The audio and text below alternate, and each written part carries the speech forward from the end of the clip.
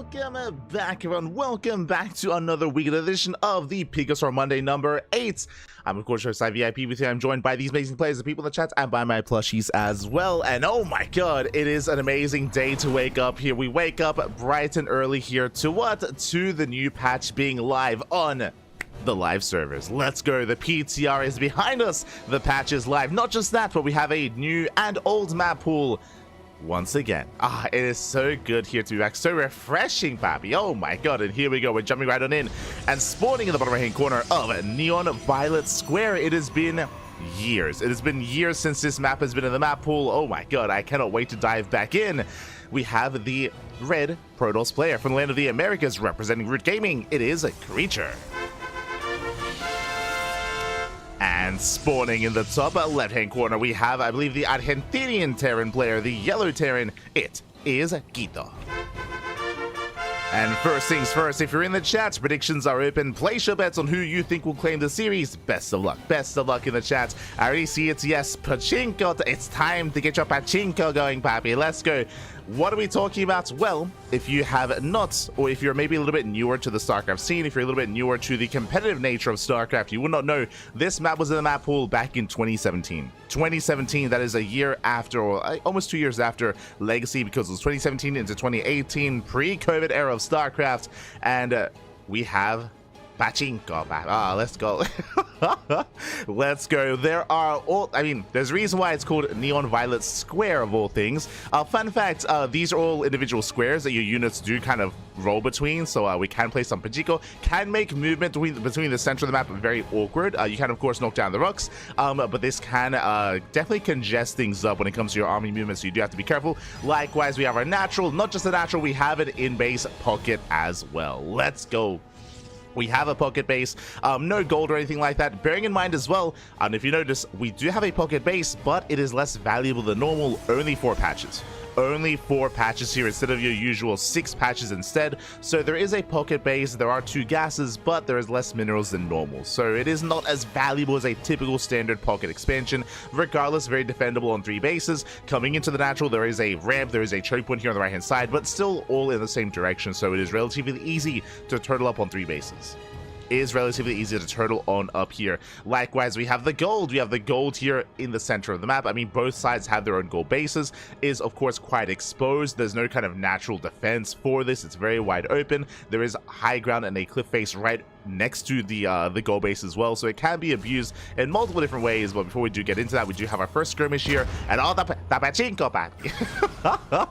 let's go. As we do have our Adept and Reaper going to be skirting through the map, of course, and this gets very congested, of course, when you incorporate force fields. Force fields as well can really just mess up this location as well. Of course, you can rotate towards the fringe areas of the map instead. Plenty of bases to expand into here, and again, because that's defendable, you are on your initial 3 and then soon to be 4 base setup. We have seen a little late game on this map as well. You typically expand here towards the right hand side. You can try to take this center expansion as well, but again, it is very exposed, very wide open. You can't even lay siege from the high ground as well, so that is something to bear in mind. Whew. Oh boy, let's go. Almost thought it was Evo, but because of the Terran CC, it's true, it is the old school Terran CC. We have been casting a lot of Evo. We have been casting a lot of SC Evo, so yeah, we have to reacclimate here back to the SC2. But again, it's been a long time. It's been a very long time. You know, this is, again, early Legacy of the Void meta map, and there are some more older maps as well, like Abyssal Reef and King's Cove as well. So it is 3 old maps from many years gone by. Reaper goes down. We do see creature going for a Stargate opener. Stargate into, I would imagine, yep, Stargate into Phoenix. So Phoenix based opener out of creature. Meanwhile, Quito back at home going for a 1-1-1 setup, getting into his early tank production. Getting into, oh, interesting, could be Banshee, could be Raven here to help support. Regardless, Quito, he is going to be building up on 2 bases. Again, long rush distance by ground, I should also emphasize that as well. So something like all-ins are disfavorable on this map, as you can imagine. I mean, imagine Queen Walks, right? Imagine going for like a Roach Queen Walk across the map. I mean, the rush distance is very long, and on top of that, the pachinko machine is not going to help when it comes to trying to walk across the map as well. You will get congested, so this is more macro-oriented, very much so. Especially, you know, emphasizing how defendable it is on 3 bases. as it does move out across the map. For those that are curious, 0 maps from the previous map pool have been left on, so there's no Side Delta, there's no Oceanborn, there's no Alcyone, none of that. None of the older maps, or none of the maps from the previous patch have been felt over or left over, which I think is a good thing. We completely like wiped the slate clean when it comes to the older maps, or when it comes to the previous map pool. We're done with all of it. We never speak of it again. We burn it, baby. Burn Post Youth, burn Amphion as well, all of it. Oh god, get it out of here. Crimson Courts, ugh. Never speak of it again. As now we are going to be knocking down those rocks, opening things up here so we can, of course, expand and take our linear fourth, I would imagine. Actually, never mind. Creature will take the gold base, or I said the pocket base, I meant to say. Phoenixes are moving out. They do come across Raven. Raven gets caught out. Massive pick off here. Ay. Raven does fall. Phoenix is ahead across the map towards the natural. Alas, Quito, he does respond in time. Turrets are on the way. Marines are getting in position, but alas, these are vanilla Marines. They have no stim. So they shouldn't really dive on the Phoenixes. Quito getting his third base behind this. Getting his third up and running. Just at this cap. Oh, no. No, it's back full time. As the Phoenixes, they do dive in, and I should also emphasize this as well, in case I didn't make it clear. Neon Violet Square is back in the ladder map pool. This is not specific for the tournament. It is back to stay. It is back here to stay for this season of StarCraft 2.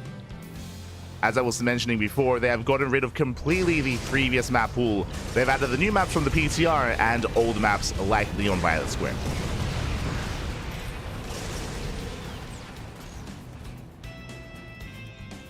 So this is not tournament dependent. So if you go to the ladder yourself, you'll see it. You'll see it there as a ladder option. Ladder's cab. Oh no, you're clowning in the chat. You're clowning. So the 3 new maps in the current ladder map pool is Neon Violet Square alongside King's Cove and Abyssal Reef. Yo, it's been a long time since I've had. I'm looking forward to going back to Abyssal Reef. Not gonna lie, I miss it. We'll get there. So yeah, it's great to see 3 of these older maps back in the current map pool. Again, we were asking for a dream pool for quite some time, and this is like half a dream pool. So you know, it's okay, half a dream pool.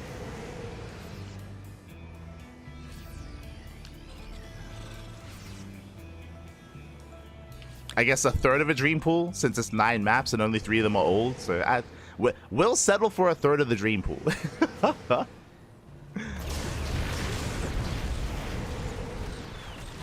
As Phoenixes, they dip in, they get 2 SCVs, just the initial 2 though, not the ideal trade here from Creature, but behind this is going Phoenix Colossus. Colossus are building up here behind this, getting into Extendoma Lance, working towards +1, working towards charge. I mean, Creature, he is looking quite safe and secure back at home, and Quito has been quite passive. He's been defending, he's been building up his tank count, Ghost production underway. I mean, again, sure, he is quite safe and secure on 3 bases, but eventually he will have to try to break out, and by the time he does, I mean, it feels like Creature is going to be outscaling him, as Creature is the first to expand and the first to take a 4. Base has been taken.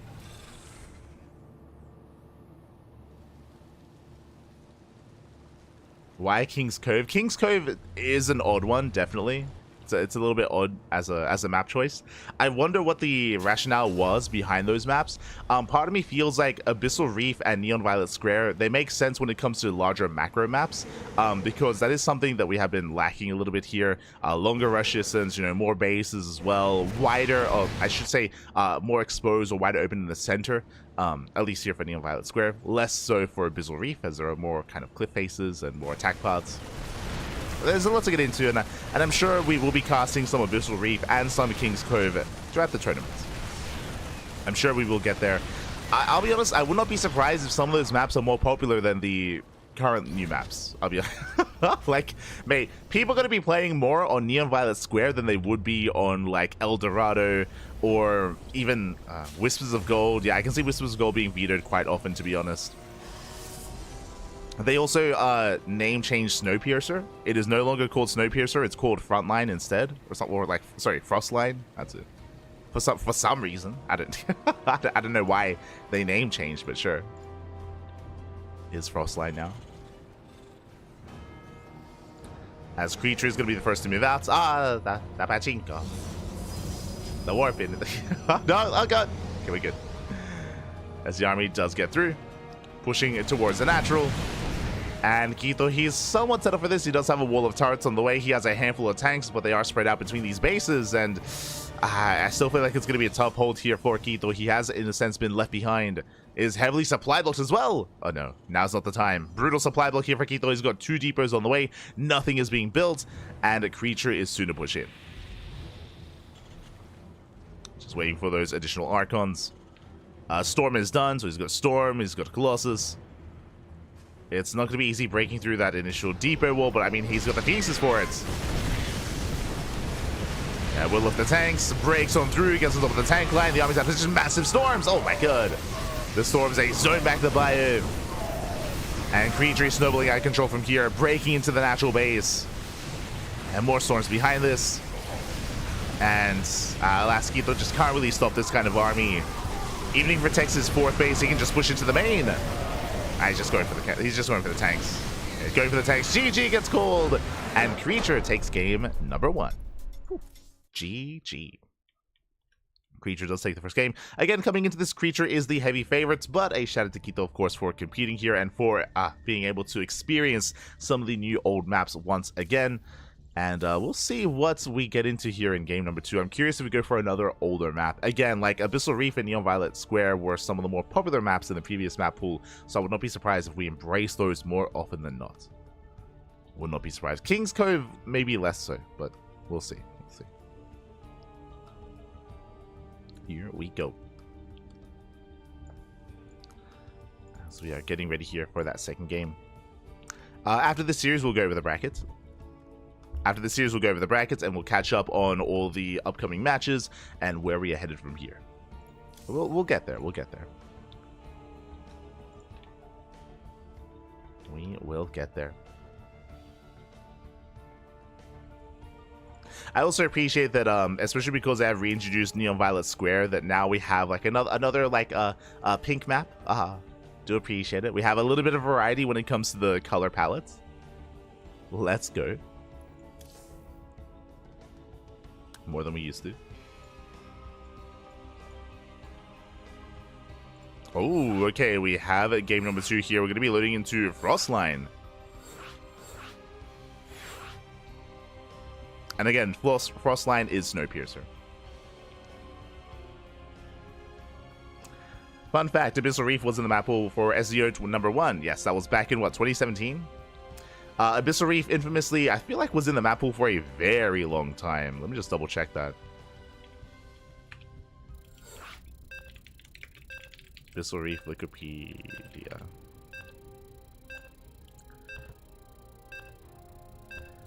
Quickly checking. Yep, it was in the map pool for 1 year. 2017 January to 2018 January. So an entire year of Abyssal Reef. We had it for a very, very long time. Jesus. Oh boy. But here we go. We're now getting into game number 2, and we are loading into... We used to be called Snowpiercer, now it is called Frostline. We have the American Protoss player, the Red Protoss representing Root Gaming, leading the series 1-0. It is a creature. And spawning in the top right-hand corner, we have the yellow Terran player from the land of Argentina, representing Clan Niebla. It is Quito. We go. So we are going to be settling in. Again, Snowpiercer being the largest map of the new introduced maps in the current ladder map pool, alongside, you know, your Amygdalas, your El Dorados. Frostline is the largest. Likewise, very spread out, very wide open as well in certain instances. And we'll see what kind of game we do approach this time. And based on the 2 maps, it does feel like both players are willing to be a little bit more passive and be a little bit more macro-oriented. These maps do facilitate for that, referring to Frostline and Neon Violet Square specifically. Not to be confused with Neon Violet Hold, which I would often say by accident. Let's go.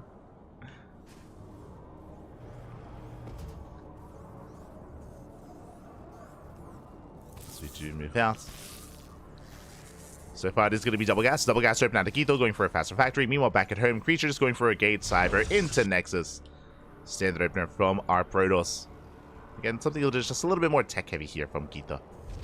We saw last game that this did lead into early tank production, into Raven, into eventual Bio tank. But again, it was just a really passive kind of game from Geetho. He never really moved out. He was just more focusing on just being fortified back at home and building up and expanding. But he wasn't too greedy was the problem either. He was like just slowly taking his natural, slowly taking his third base. He was eventually outscaled as Creature recognized just how much freedom he had. And Creature was able to just tech up quite quickly, expand faster, and just take full advantage of his opponent. So we'll see if Geetho does decide to apply a little bit more pressure this time and be a little bit more active. But now, Reacted Marine. One base all in. This I'm not so sure about on Frostline, but okay. It's going to be a 1-1-1 Reacted Marine production. Tech Lab on the factory. Looks like we're rushing into tanks, into medevacs. This looks like a one base all in from the Terran. And I am just concerned about how effective this is going to be here on a large map like Frostline. Already we do see Creature. He did get eyes on the factory. He knows that something is a little bit wrong, and he does open up Twilight Council. As opposed to the previous game where he opened up Stargate, where he would be vulnerable to an all-in, here with a Twilight Council opener with Blink, I mean, Creature, he should be active on the map, and he can slow down this push, and he's going to be playing very safe. High-Def shades in. He shades into the main. He sees the starport. He confirms lack of CC. He gets an SCV kill as well. And he sees everything. The boys are being pulled. Oh no, they don't get this around. They barely don't get this around. Adept does manage to waddle past. Does shade out. And from here, things are looking a little bit bleak here for Geetho as he has been scouted. And I'm curious if he pulls the boys with this. Again, he is hyper committed. From here, Creature, all he has to do is just warp in Stalkers. Warp in Stalkers and slow this push down. There's 4 Marines, 1 tank. This feels like a bit of an early move out as well before we really have any support. It's, okay. let's go, baby, let's go. I would like this a lot more if he did pull the boys, to be honest. Not saying it would work. I think I just like it. As the army has arrived, here come additional Stalkers. Shield batteries are on the way. Nice energy overcharge here on the sentry. The tank is caught on siege, so we do dive on in. There's a Guardian Shield. Tank is going to go down. And these are vanilla Marines. I mean, they can't really do much here. Not on their own. Medevac comes into supports, but again, the Marines don't have stim. They're going to be targeted down. Sentry gets saved. Nice control here by Creature, shuffling back the sentry. Another tank has arrived. But from here, Creature can just back up, kite back. Tank does re-sieged within range. Ooh. Tank bully going up. Tank bully goes up. Creature supply blocks. Now is not the time. Yeah, the boys are being pulled. Nice spread here by Creature. Does avoid some splash damage. Gets on top of the tank. Tank is going to go down. Oof. And Creature holds.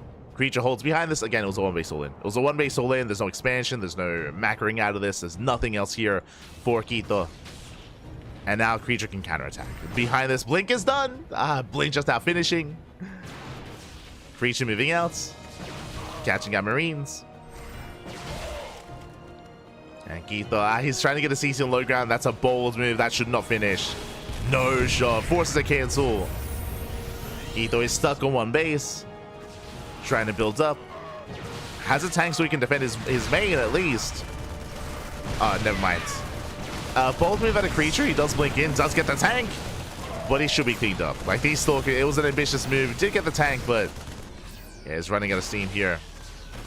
Oh, getting the medevac though. Medevac gets sniped. Creature, he can keep pushing. In this kind of game state, yeah, he can just keep pushing. Another tank has arrived. Takes some volleys. We blink on top of it. Tank goes down once again. Nice target firing on the Marines. There's 1 Marine left. Up, 2 more popping out. Immortal has arrived. And this is game-ending damage. At this point, this is game-ending damage here.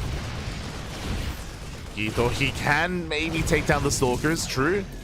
But GG gets called. There's just too many losses here, and Creature will take the series 2-0. GG. GG, well played, Creature. He will claim the series, will advance on into the next round. My condolences to Guito, but a shout out to our Argentinian Terran player here, as again, he is more of an amateur player. He's a diamond player, and he's going up against GMs, he's going up against pros, so big shout out here to Guito for having los cajones, papi, for having, yeah, just the courage to sign up and compete against all these other top tier players here. Not easy whatsoever to try to contest against them, and also it's a good learning experience as well to go up against, you know, the best players in the world, and to kind of compare that to your own play, find your own weaknesses, and of course learn from that, grow from that, improve from that as well. GG, well played. Creature will take it, we'll advance on, and with that we have our bracket. Exclamation mark B in the chat if you guys want to have a look back yourselves. We have a lot to go over, we have a lot to catch up on. From the top we have MaxPax. Oh, I should also message some players. From the top, we have MaxPax. MaxPax is waiting for the winner of Hubsaya and Bomyoja, waiting in the round 16. Scrolling down, we have Wayne. Wayne takes down Baby Swiss. Nickrak takes down Ale. We have Wayne versus Nickrak in the second round. Scrolling down, we have Solar. Solar waiting for the winner of Rebellion and Munchbox in that round of 16 match. Just scrolling down a little bit further from here, we have Trap. Trap was waiting for the winner of Pig and Milo. That could go either way. Best of luck to Trap as he does wait a little bit longer. ByuN waiting for the winner of Mute and J Money in the round 16. Again, a lot of Korean representation. We got Solar, we got Trap, we got ByuN, we got Rebellion, and we have many more. As we scroll down even further, we still have the southern half of the bracket to embrace. There it is. We have Geralt. Geralt is up against Roro here in a PvT, I believe. I believe that is the Mexican Terran player, Roro. Not to be confused with the old school Korean Zerg player. Likewise, we have Nice waiting for the winner of the series. We have SHIN. SHIN is waiting for his ex-opponent, and he has one. Up next is going to be SHIN versus Creature. Let's go. That is our next series.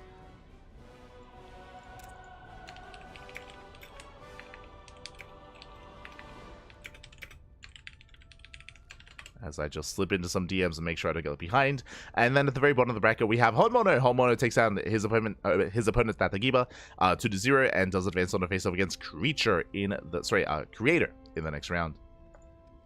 So we have Honmono versus Creator. Sorry, it was 2-1 actually. Tatagiba, he did take a map. So we have Honmono versus Creator, and we have SHIN versus Creature. Beautiful. And now that southern portion of the bracket is where we are going to be focusing our attention on. That is where our stream is going to be progressing. We go.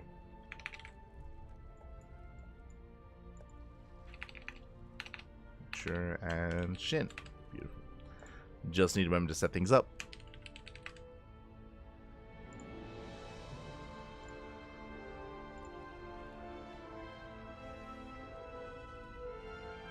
Here we go.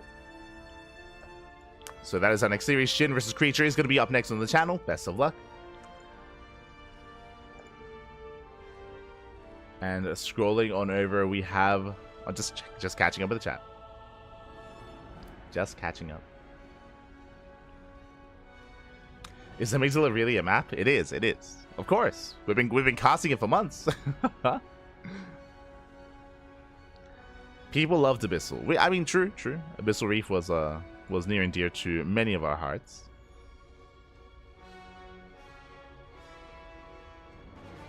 Long time no see, Ducklings. Oh, hello, Complete. Hello. Hope you've been doing well. Good to see you again. It's been a while.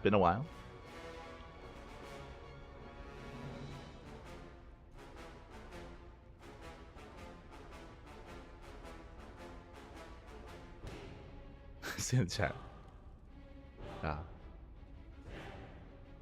A major outside the context of SC2 is a major processing center of emotions for our brains. You're asking people to use their brains though, papi. I mean, that's the anxiety. Oh my god. You think that everyone's gonna veto Amygdala? It's not gonna happen. We're not gonna get it on the ladder, papi. Oh no. Not like this. Feels Amygdala, man. Oh no.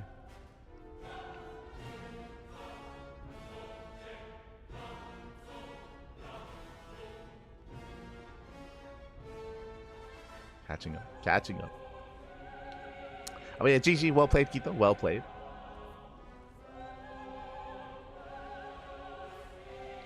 Are there only 6 maps on the ladder? 9. There's 9 maps on the ladder. For those that are unaware, 9 maps. It is the 6 added maps alongside 3 older maps.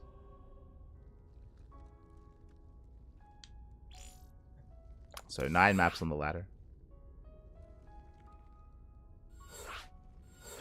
But yes, as is being stated, it is kind of like a pseudo dream pool. So the 3 old maps, I mean, we just casted on one of them, is Neon Violet Square, Abyssal Reef, and King's Cove, So it is kind of like a pseudo dream pool, where we have brought back some very old maps from 2017.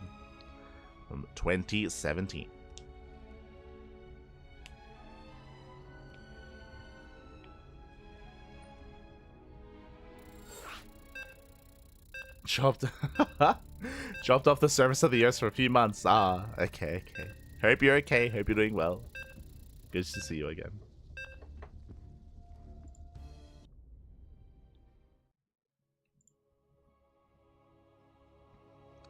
But now we are jumping into our next series. We're here in the round of 16 of the PiGosaur Monday, and we can embrace some of the now newer maps. I mean, we've been casting this for months now, but here we go. Spawning in the top left-hand corner of Whispers of Gold, we have the blue Zerg player from South Korea representing Gaiman Gladiators. It is SHIN. And spawning in the bottom right-hand corner, we have his opponents. We have the red Protoss player, the red Protoss representing Root Gaming. It is Creature. From the land of the Americas. And if you're in the chat, predictions are open. Place your bets on who you think will claim the series. Best of luck in the chat, as we do embrace our fresh best of 3. Here we go. And again, we're loading into Whispers of Gold. This map is known for its aggression. It's known for its all-ins as well. For those that have maybe not been tuning in to some of these newer maps in the PTR tournaments we've been hosting, the third base. The third base is very exposed. It's very wide open. Both the triangular third and the linear third base as well are very prone to these aggressive builds. Likewise, the rocks. The rocks can be knocked down, and specifically, this does favor move-outs or pushes like a Roach Queen walk across the map. Basically, 2 to 3 base Roach all-ins can be very strong here on Whispers of Gold. So I'm curious to see if SHIN embraces that. Likewise, curious to see if Creature has a plan against that. Here we go. Assuming that comes to pass. As for now, standard opener here by SHIN, Hatchcats Pool. Likewise, Creature just going for the gate expand. So far, so good. Also bear in mind as well, I mean, we'll probably be going more in depth into this during the podcast, but it isn't just the PTR that has gone live on the live servers, but additional changes have been made.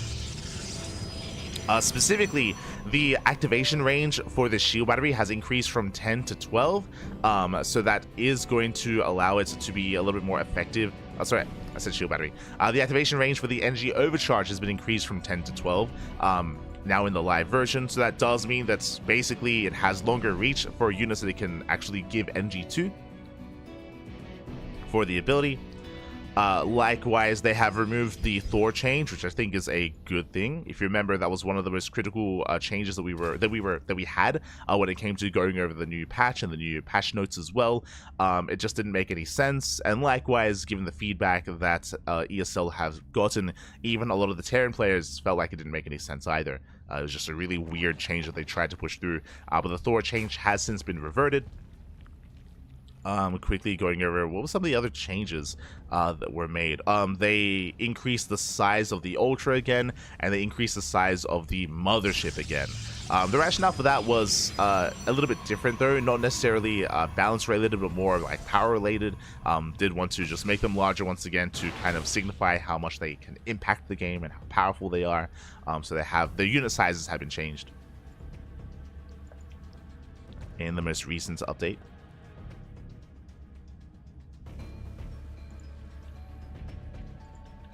So now we are going to be settling in.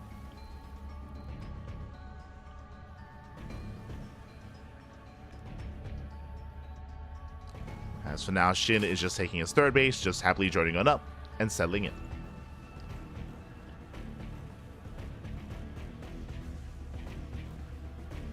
I'm so behind in SC2, I got no idea what the last 8 months has been like. Oh, that's fine. Basically, for the past, I want to say 3 months, most, if not all of our tournaments, I should say, most online events have been held on the PTR to like help when it comes to gathering data for testing and for the upcoming patch. The patch just went live today, and changes have been made, which is always a good thing. Always a good thing. But because of that, a lot of the most recent tournaments have been on maps like this, on Whispers of Gold, on Frostline, on Amygdala, on El Dorado. But it has just now hit the live servers today. Just in time for Home Story Cup. Home Story Cup is over the weekend. So just in time for the next big event in SC2. Do love to see it.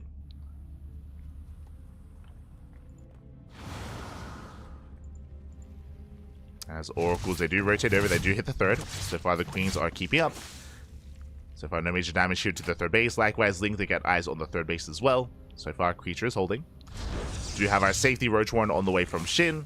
And really, my eyes are going to be on the drone count of SHIN. Does he saturate more than, you know, a 3-base economy? Does he get a 4th base just for Larva? Or does he commit into a higher form of tech? So my eyes are on SHIN. For now, the Oracles, they have yet to really get much damage or much value here. Interesting. Charge is on the way, not +1 blink, so it's going to be charge instead. Much more committed, much more aggressive here from Creature, going into charge and eventually Archons. This can catch a Zerg player off guard if they skip the Roachworn, but as we can see, SHIN, he did get it. Did get the safety Roachworn, so he will have access to Roaches if need be. Against Charge he will be. Will need them. As Creatures are still trying to be active, still trying to just clean up some creep and have a presence on the map. Gases are being taken. SHIN, he's joining up to 68. He's getting up to 3-base saturation. +1 range is on the way. And at this point, the question is SHIN going to take up? He does. Okay, he's taking. SHIN is taking to Hydras, which means he's gaining access to, or he will soon gain access to, infestation pits, potentially lurkers, into hive tech. SHIN, he's taking up. He's going to be taking up here. Not going for a committed move outs. Meanwhile, Creature back at home, likewise settling into his own build and getting ready for his own push. What I'm referring to is we are just waiting for these upgrades. +1 in charge. There's the Gateway Explosion. Archons are soon to be available, and Creature should soon be moving out with an Archon charge timing. SHIN has yet to drone any further. He's still on 3-base saturation. Is incorporating Hydras, but there we go. Drones are now on the way. SHIN getting ready for a longer game state. Rocks are being knocked down.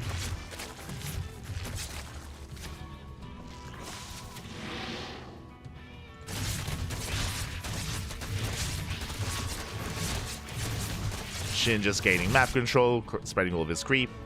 Creature still building up for his push. He's got an Archon, 2 Immortals, additional Immortals are on the way. Getting into more Archon production, of course. He's getting there.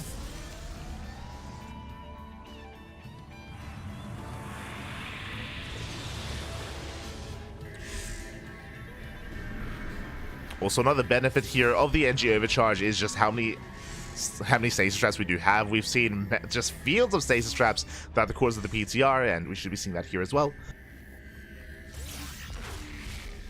As SHIN is getting ready for his own move out. He's cut a workers at 72. That is, what, 3.5 base saturation. So 72 workers, building up Ling, Roach, Ravager, Hydra. SHIN just focusing purely on supply, on army supply, and he's about to max out. And there's no Storm! That's my big criticism here. Storm was heavily delayed. Oh, the contamination! Brutal. Contamination on the Storm. Storm will not finish. And without Storm, I mean, how does Creature hold against this?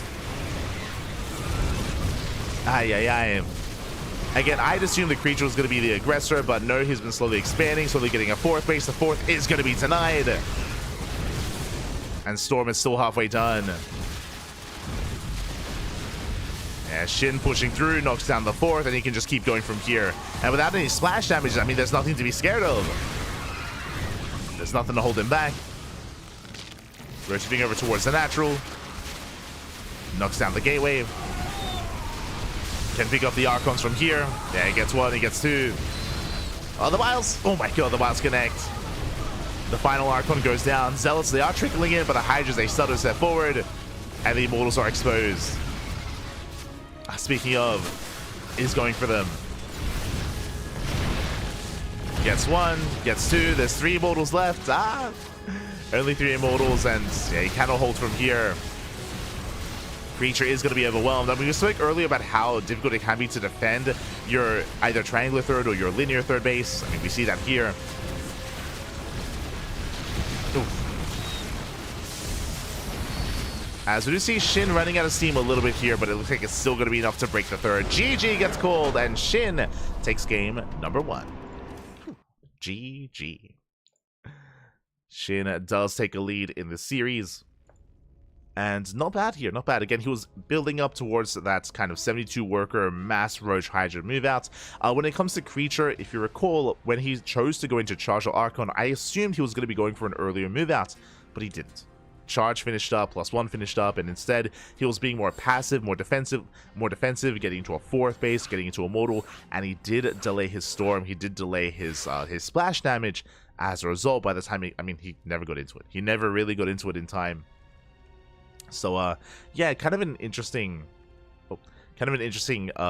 build choice there from creature. Unfortunately, wasn't quite able to really get into his own build and into his own swing of things. And now we're getting into one of the older maps in the map pool once again. This was featured, this was live back in 2017. It's time to go under the sea once again. We are loading into Abyssal Reef. It's been too long, Pappy. Let's go. We're loading into Abyssal Reef. Fun fact, this was the OG map that first featured the ability, I believe first featured the kind of, I say the ability, or kind of the feature of the map where units float. Where units, they float up to the sky as we are under the sea. Let's go. And spawning in the bottom right-hand corner of Abyssal Reef, we have the South Korean Zerg player, the Blue Zerg, representing Gammon Gladiators, leading the series 1-0. It is SHIN. And spawning in the top left-hand corner, we have the red Protoss player representing Root Gaming. Down in the series, we'll see if we can bounce back. It is a creature.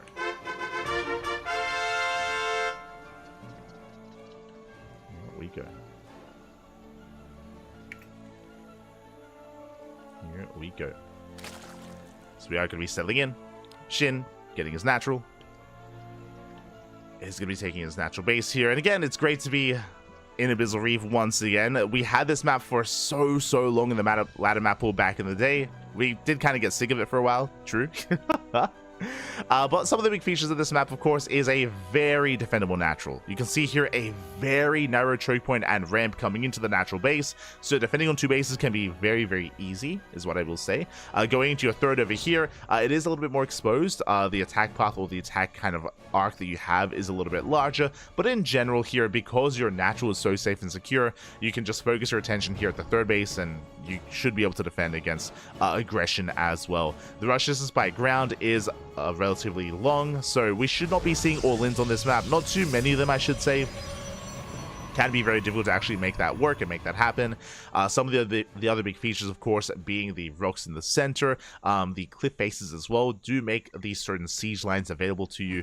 And we have seen a lot of late game on Abyssal Reef, where you can cut the map in half. You can set up these siege lines here, either on the cliff face, behind the rocks, looking to cut the map in half. But there are a lot of attack paths. That's the other thing. There's a lot of attack paths. There's a lot of angles here to try to come in and try to surround. Yeah, it's been a while. It's been a hot minute here since we've been on Abyssal Reef. Let's go. I mean, it's been how many years? 7 years. Over 7 years. Crazy. Since this map was introduced, I should say. Oh my god. As again, this map first came out in January of 2017.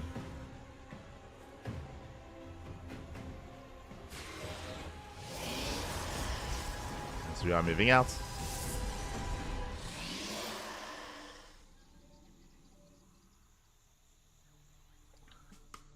Going to be setting up. We're moving out. So we do have our Stargate opener here out of a creature. Once again, just Stargate opener. But what I will say is that some of these, it does feel like some of these new old maps that they're introducing do feel more late game oriented. Very much so. Referring to Neon Violet Square and Abyssal Reef. For sure.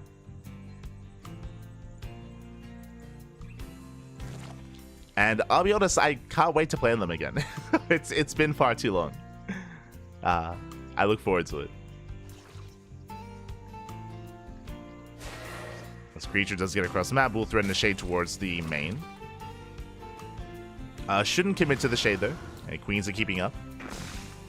So far so good. Shin does defend.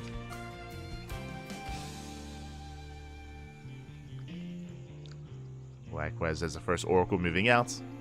And if you remember, last game we saw the creature wasn't really able to get much damage done with his Oracle Harass. He was able to pick off a couple of lings, maybe get one drone, but nothing too major in game 1. We'll see if he has a little bit more success here in game 2. Does go over creep. Shin is in position. He has 2 queens in the main. The Oracle dives in regardless, but ooh, takes a lot of hull damage. Yeah, not worth it there for creature. Takes a lot of hits. From here he backs off, going for a Forge and a Twilight Council. Now, I would assume that this would be for +1 and Blink, but after what happened in last game, it might be possible here that creature does prefer charge-based builds instead.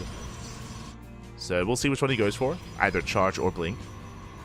Meanwhile, the Oracle did take a lot of damage. We'll meet up with the first. Can move out and can try to hit that mineral line. Here we go. So is that no more Amphion? Craigasm that. You say no more Amphion. I say no more Crimson Court. No more Post. The ladder's gonna become that much more enjoyable, Pappy. Let's go. What I will say though, as much as I'm joking about removing some of those older maps, like as a caster and as a viewer and as a fan, I did love casting. I did of course appreciate and love the previous map pool when it came to some of the playstyles or some of the features of them. Like it was you know, always enjoyable, I should say, to cast. To play, different story. Bappy, to play, I didn't have enough vetoes, okay? I did. I wanted to veto everything, Bappy. Aye. But it's different than casting. Different. You know, when I'm casting, I just get to watch the players suffer instead of suffering myself. It's beautiful. Kappa.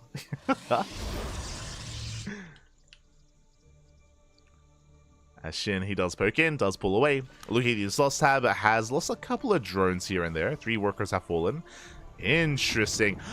No shot. It's been a while, but I do remember that this is not a bad map for Swarm Host.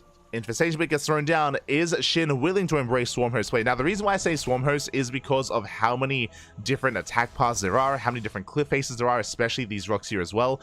And especially here on the right-hand side, I remember many a game with Swarm Host play in this matchup. Okay, is he going to go for it? Hydrogen. Okay, never mind. Hydrogen's on the way. It feels like this Infestation Bit, because of the Hydrogen, this should just be for a Hive. Should just be for a Hive and to get into Hydra Lurker Viper. I would assume. Otherwise, there would be no Hydrogen at this point. It's like this would be like an inefficient setup here. Yeah, we're good. But not gonna lie, this triggered a memory. this triggered a repressed memory. I remember seeing a lot of Swarm Host play on this map. But yep, as we mentioned, Infestation Bit into Hive. So Hive is on the way, thankfully. Again, Shin taking up, getting towards Viper tech, towards Lurker tech as well. Shin embracing a much longer game state, this time joining up to 80. Remember, last game Shin, he cut workers at 72 and went for a committed move out. This time up to 80 drones and he's teching. So a very different kind of response here by Shin. Meanwhile, we do have creature moving out. It did once again go for charge into Archons. This time creature is going for an earlier move out instead of being more defensive back at home. But Lings, they hit the 4th base. It's going to force a cancel. 4th base is going to be cancelled. And Shin, is he ready for this? Again, Shin has been teching. Shin doesn't have much of an army. He's got a handful of roaches, a handful of ravagers, but he can make use of this ramp. Nice force field. The drones have to be pulled away. Oh my god. 9 workers going down. The low ground in control here of the Protoss. Hatchery is going to fall. Hatchery does go down. 11 drone kills. But Shin, remember, he's buying time. He's building up an army. Building up more Hydras, getting to his upgrades. And Creature, he does not push up the ramp. He backs up. Gets a base, gets 11 drones, retreats. Pretty good damage. Pretty good value here by Creature, and now he's taking. Storm is on the way. Fleet Beacon, Stargate, getting into Skytoss. So I do appreciate this patient play here at a Creature.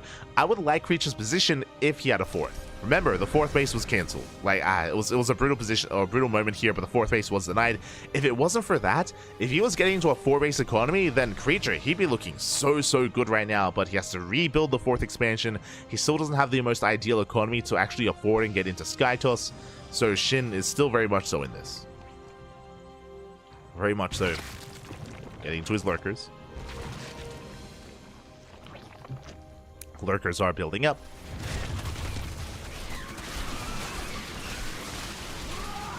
So it's going down.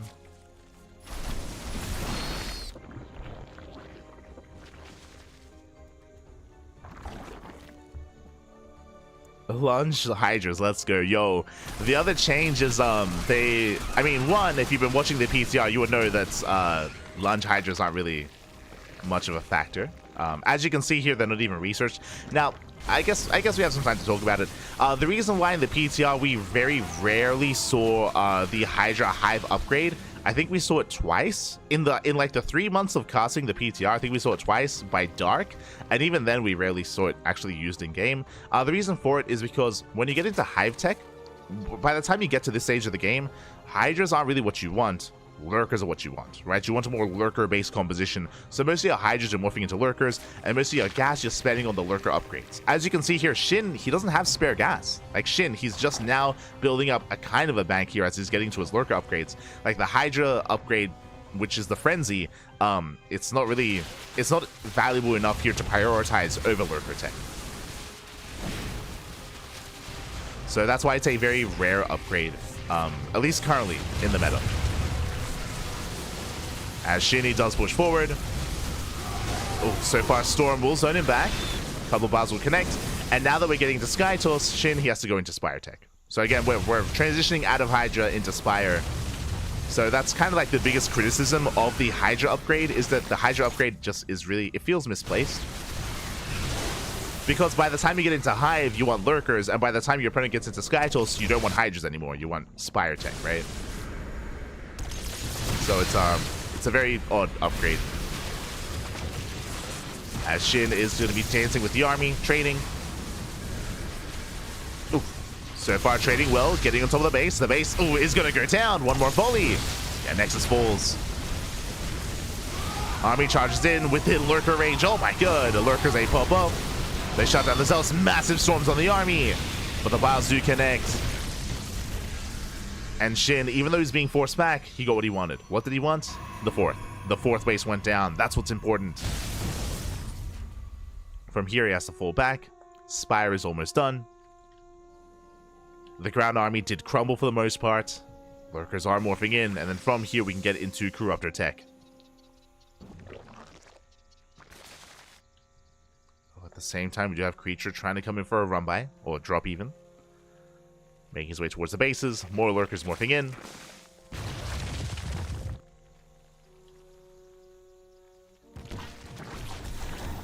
The drop does get eyes on the Spire at least. Let's go. Now, I believe the name is... Is it Anabolic Swell? Is it Anabolic? It's something Swell. It's a wild upgrade name, is what I will say. Anabolic Swell? It's like... no, it's like nanomuscular. That's it. It's nanomuscular swell. It's crazy. It's a really weird name, but sure. We're swelling up, Pappy. We're swelling up. Oh no. PiGosaur swell. It's actually just a wild name. Like why do they call it that? Just call it like lunge. That's all we needed. Why are we swelling up? As we do see Shin pushing to the center. I mean, hey, he's getting to his Corruptor tech, but he might not need it. Might not need it at this point. What does Creature have? He's coming in from behind. Into Lurkify. Oh my god. The High Temple has to be so careful here. Pushing into Lurkers. 4 of them get quite low. Not enough Lurkers in position. They're a little bit further up. Hydra's getting picked off by the carrier. But here we go, 14 Corruptors on the way. Let's go. But like, again, this is what I mean. Like, we just researched the. Wait, can we swell it up, Babby? Get out of here. But as the swell upgrade finishes, I mean, we're done with Hydras. We're getting into Corruptor. Like, it's like now is not the time for Hydras. So yeah, again, just a really odd upgrade. But regardless, Shin is transitioning out. Again, morphing in all its Hydras into Lurkers. Getting into Corruptor tech. But Creature did hold on to the 4th. Held on to the 4th base. Has decent economy. He's building up.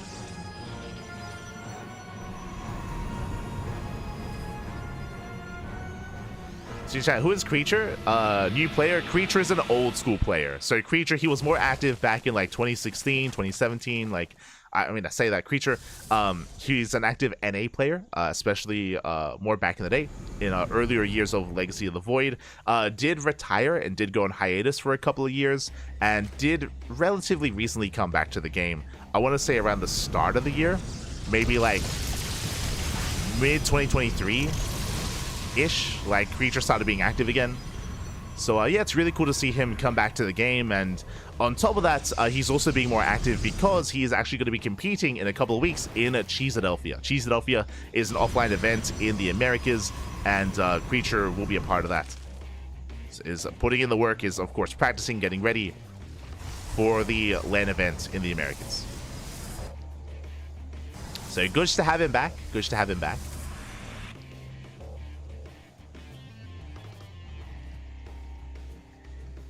Yeah, as is being stated here, started around 2013, 2014. Yeah.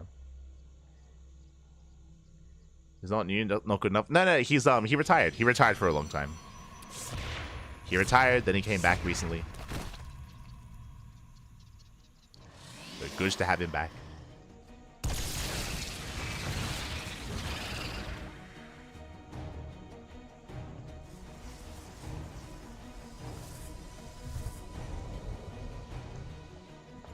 As for now, we do have our Spire on the way, getting into a Greater Spire. Shin taking up towards Broodlord tech. And we are entering the late game. Let's go. We have Skytoss against soon-to-be Broodlord Infestor, or Corruptor Broodlord Infestor, with Lurkers. All the tech, all the spellcasters, Wall of Spellcrawlers on the way. I mean, now the Creature's been able to establish his 4th base, now we can get a 5th base. Taking a 6th expansion from here is going to be difficult, I will say that. But your 5 base setup here is very fortifiable. Again, thanks to some of the terrain of the map. And the positioning of the bases themselves. Oh, here come the Yoinks! Oh! Yoink comes in, 1 carrier goes down. Oh, not quite! There we go, 1 carrier falls. We do get a feedback on the Viper. Another Yoink! Another carrier! Good PiGosaur here by Shin. Very nicely done. Meanwhile, Creature building up. Oh, I'm a little bit concerned that he's making too many carriers. Carriers, they can do well for themselves, but ideally you do want to leave some room to support, or for supportive army, like High Templar, Archons, Tempest as well. The late game death ball of an army that is Skytoss, it does require a little bit of finesse when it comes to the army composition itself. He's up to how many carriers? 8. Soon to be 11. 11 carriers. Only 3 Archons. 3 Archons might be enough. I'd be a little bit more comfortable with 4 Archons, but you know, maybe 3 Archons is going to be enough here. How many Tempest? 4 Tempest.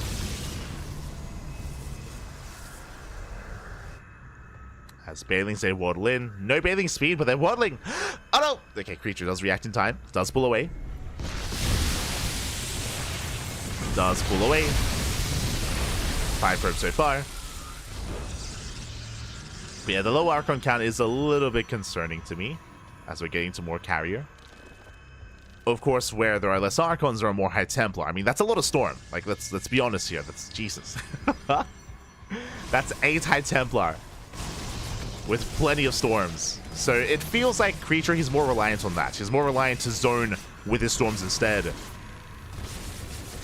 So here we go. He does push in. He's moving forward, trying to collapse on the army. Yoink's going up. Viper goes down. Does get the power bomb on the mothership. Ooh, that's going to be a lot of shield damage here to the carriers. It should mainly just be shield damage, though. Yeah. Does only do whole damage to one of the Tempest. That is something that's a creature he can afford to take. As we have Broodlords on the way. This is where the Tempest count needs to be higher. So typically the dynamic that this kind of plays out in here is that the Broodlords, their goal is to get on top of the High Templar. Is to get Broodling shots off and get on top of the High Templar and pick them off. The role of the Tempest is going to be to zone the Broodlords away. Like, the Tempest are what you want to zone. And if you don't have enough Tempest, then there's not going to be as much of a deterrent for the Broodlords.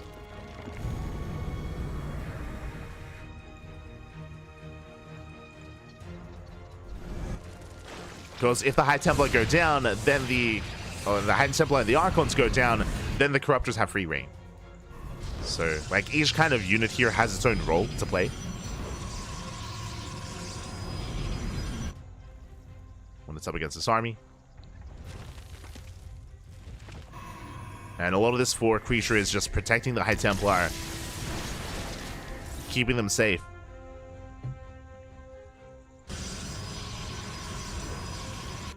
As he's getting up to 12 carriers, he's maxed. Likewise, SHIN building up more NG. He's got a good mix of Broodlord, Corruptor, Lurker, Viper, Infester. It's quite a lot to control. It is quite a lot here to bring together. And I will say that SHIN has a lot of potential with this army, if controlled well. Likewise, he's pushing forward with the Spore Force as well to give him more support. Lurkers are moving forward. More Broodlords on the way, and they can chip away at this army. Or at this wall. Creature, he has to respond. How many Tempest? He's on, still on 4 Tempest. Gets a Revelation.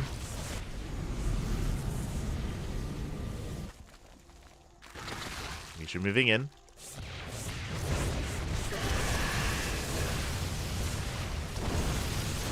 Tempest shots going up. Couple of Lurkers do go down. Not a bad start to the fight. At the same time, oh, going for the recall. He's crazy. Up. Recall finishes. Recall does complete. Powerbombs here on the carriers. Army moves in. The Lurker's out of position. Broodlord's out of position.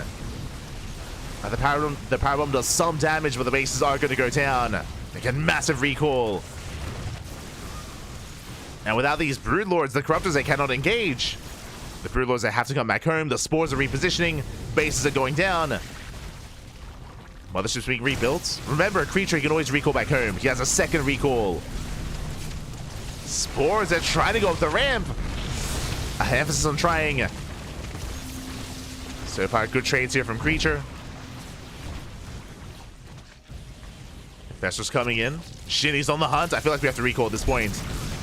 Creature is deep on creep. Oof.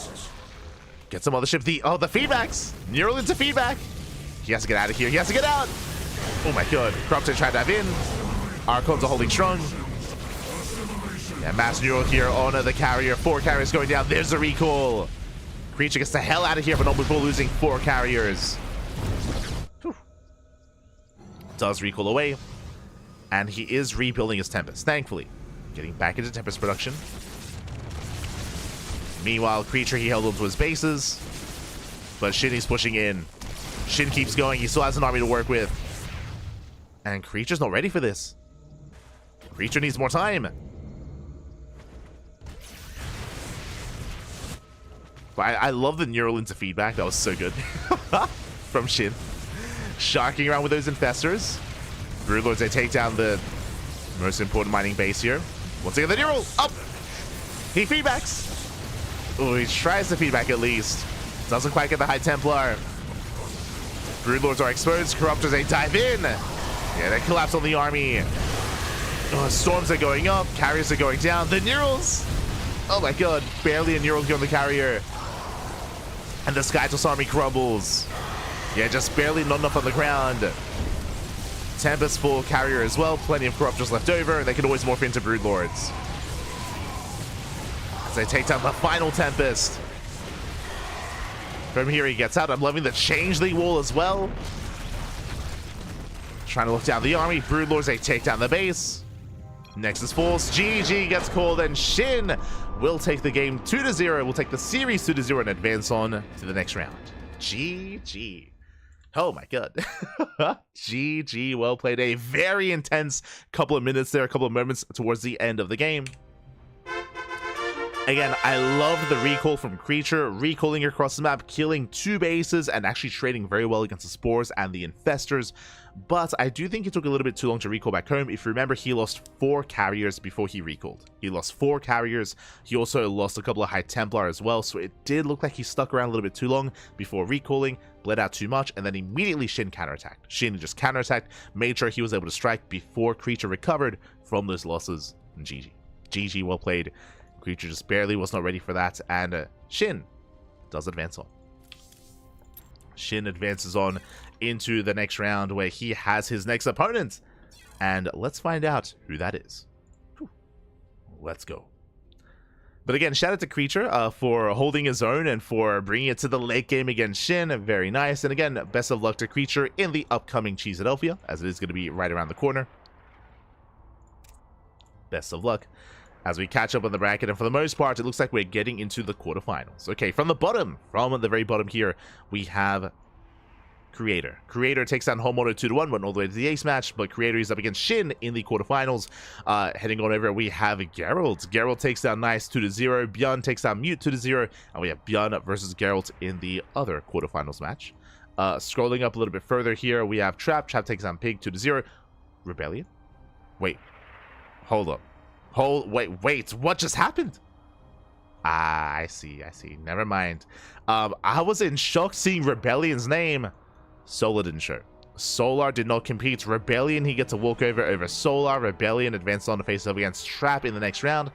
My condolences here. I was really looking forward to seeing Solar versus Trap, but I guess we're lucky that we weren't in the upper half of the bracket to try to catch that. Oh.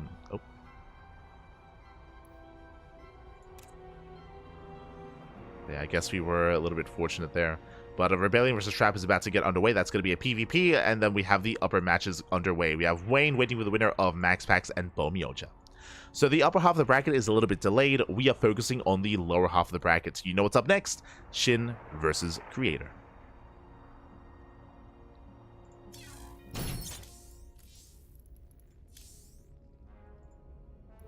Here we go.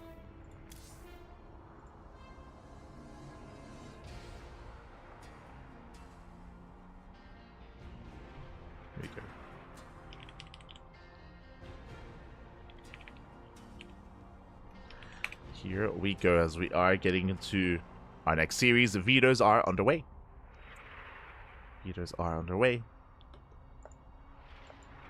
And let's get this set up.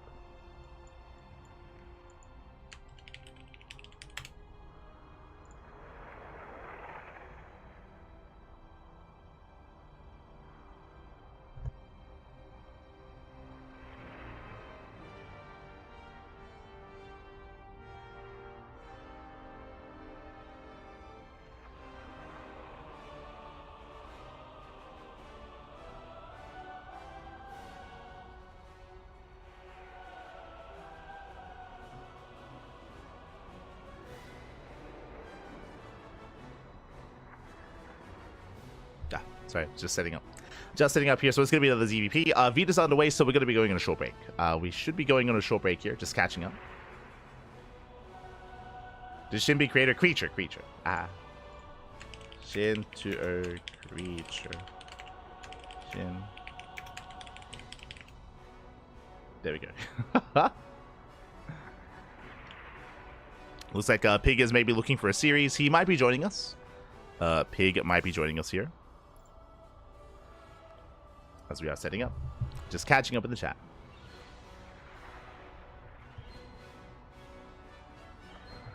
The creature was awakened by the new patch. True.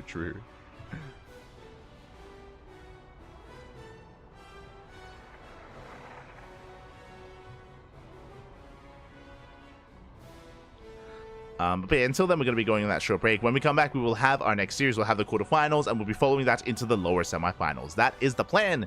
See you guys after the break. Take care. See you soon.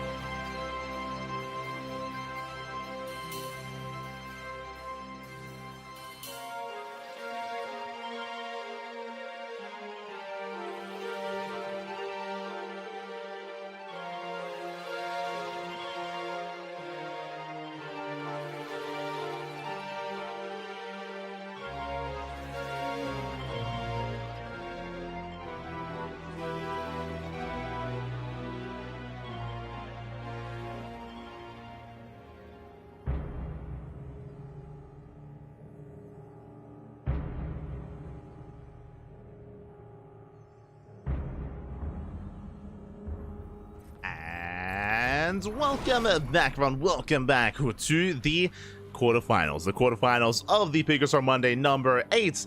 Oh boy, I do hope you enjoyed that lovely brutal OC as we have returned with finally our fresh best of 3. And spawning in the bottom left-hand corner of Frostline, we have the South Korean Zerg player, the Blue Zerg, representing Gaiman Gladiators. It is SHIN. And spawning in the top right-hand corner, we have the South Korean Brodos player, the Red Brodos, representing Blacklist International. It is Creator. And if you're in the chat, you know what time it is. Predictions. Predictions are open. Get your gamba going as you can place your bets on who you believe will take the series. Will go the way of SHIN or Creator. SHIN has been a very, very active player throughout the entirety of the PTR. He has been the most active Korean Zerg player, or just Zerg player, period, in the world in all of the PTR events over the past couple of months. Meanwhile, Creator has been taking a hiatus. Creator, he has been on break. He did travel to Paris. He did travel, did go on vacation, did head off and did take some time off post EWC, but now he is back. He is back, and we'll see what his level is at here compared to a player of the caliber and the consistency of SHIN. We'll see. We shall see as we have our proxy hatch across the map to delay the expansion. Creator forces to pull the boys, does bring 6 probes here to low ground, and will be forced to delay mining time here. So a lot of delayed mining time for Creator. He will eventually focus down and force a cancel, but SHIN is just trying to disrupt the initial build of his opponent, going hatch, into gas, into pool here. So again, very, in a sense, kind of greedy opener here out of SHIN, just hoping to delay, hoping to disrupt. And this hatch should be finishing. He can try to go for an Evo block after this. Oh, there's the Evo Chamber, just in time. Evo Chamber gets placed. Another delay here on the expansion. And eventually, Creator, he will be able to expand, eventually, as he opted to skip out on the Zealots. There we go. Evo Chamber is denied, and the Nexus can now be placed. Nexus is now placed. SHIN, he attempts the gas steal. Let's go. Did attempt the gas steal, but Creator, he was able to take the gas in time. Thankfully, won't be delayed for too much longer. And now we can settle into our game state. We can settle in.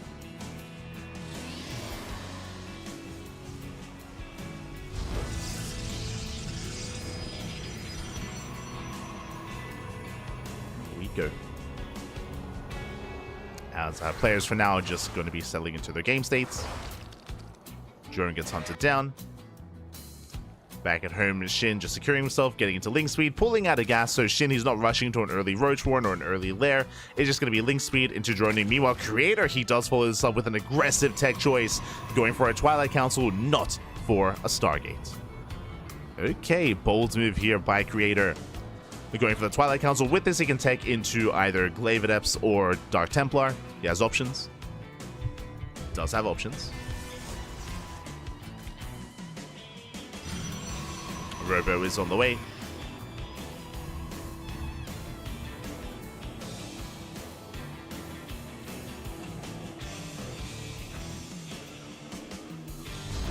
Creator need that vacation to control his missions. I mean, a lot of players went on vacation. It was Creator went on vacation, Solo went on vacation, Hero went on vacation. A lot of the top players did take some time off. If you've been following ByuN's Instagram, then you would know that actually ByuN did take a break with Creator as well. Didn't go to Paris with Creator. Again, Creator to travel abroad. But they did actually go, I want to say, was it like 3 weeks ago? They climbed a mountain. Did climb a mountain. 2 weeks in a row. They've been rocking that cardio, mountain climbing. Love to see it. As things they do flood across the map, they will get a surround here on one of the Adepts. One Adept does go down. Ooh. And the second will barely fall as well. Oh my god, barely gets away. No, the wall! The wall's not a wall, Adept falls, but the boys have to be pulled. And these things only get much more damage done, but they do get a full scout of the main wave. They confirm they get eyes on the Twilight Council. Big scout hit for SHIN. He knows. He now knows what's going on. He's aware of the Glaive Adepts. And back at home, instant Roach Warren. Roach Warren gets placed. Here we go. You need that mountain kind of help manage his stress. You're coping, Bobby. You're coping. True. Anyone that goes outside, it's to help manage stress. Only the most enlightened people stay inside. You're not wrong. You're all animals. You're all animals. As creator, he does move out. Is headed towards that third. Likewise, Lings are amassing. Roaches are now on the way. Shin, I mean, he already scouted this ahead of time. He's getting ready here for the push. Up. Adepts threaten the shade. Outside, right? Imagine going outside. Ay, ay, ay. Animals.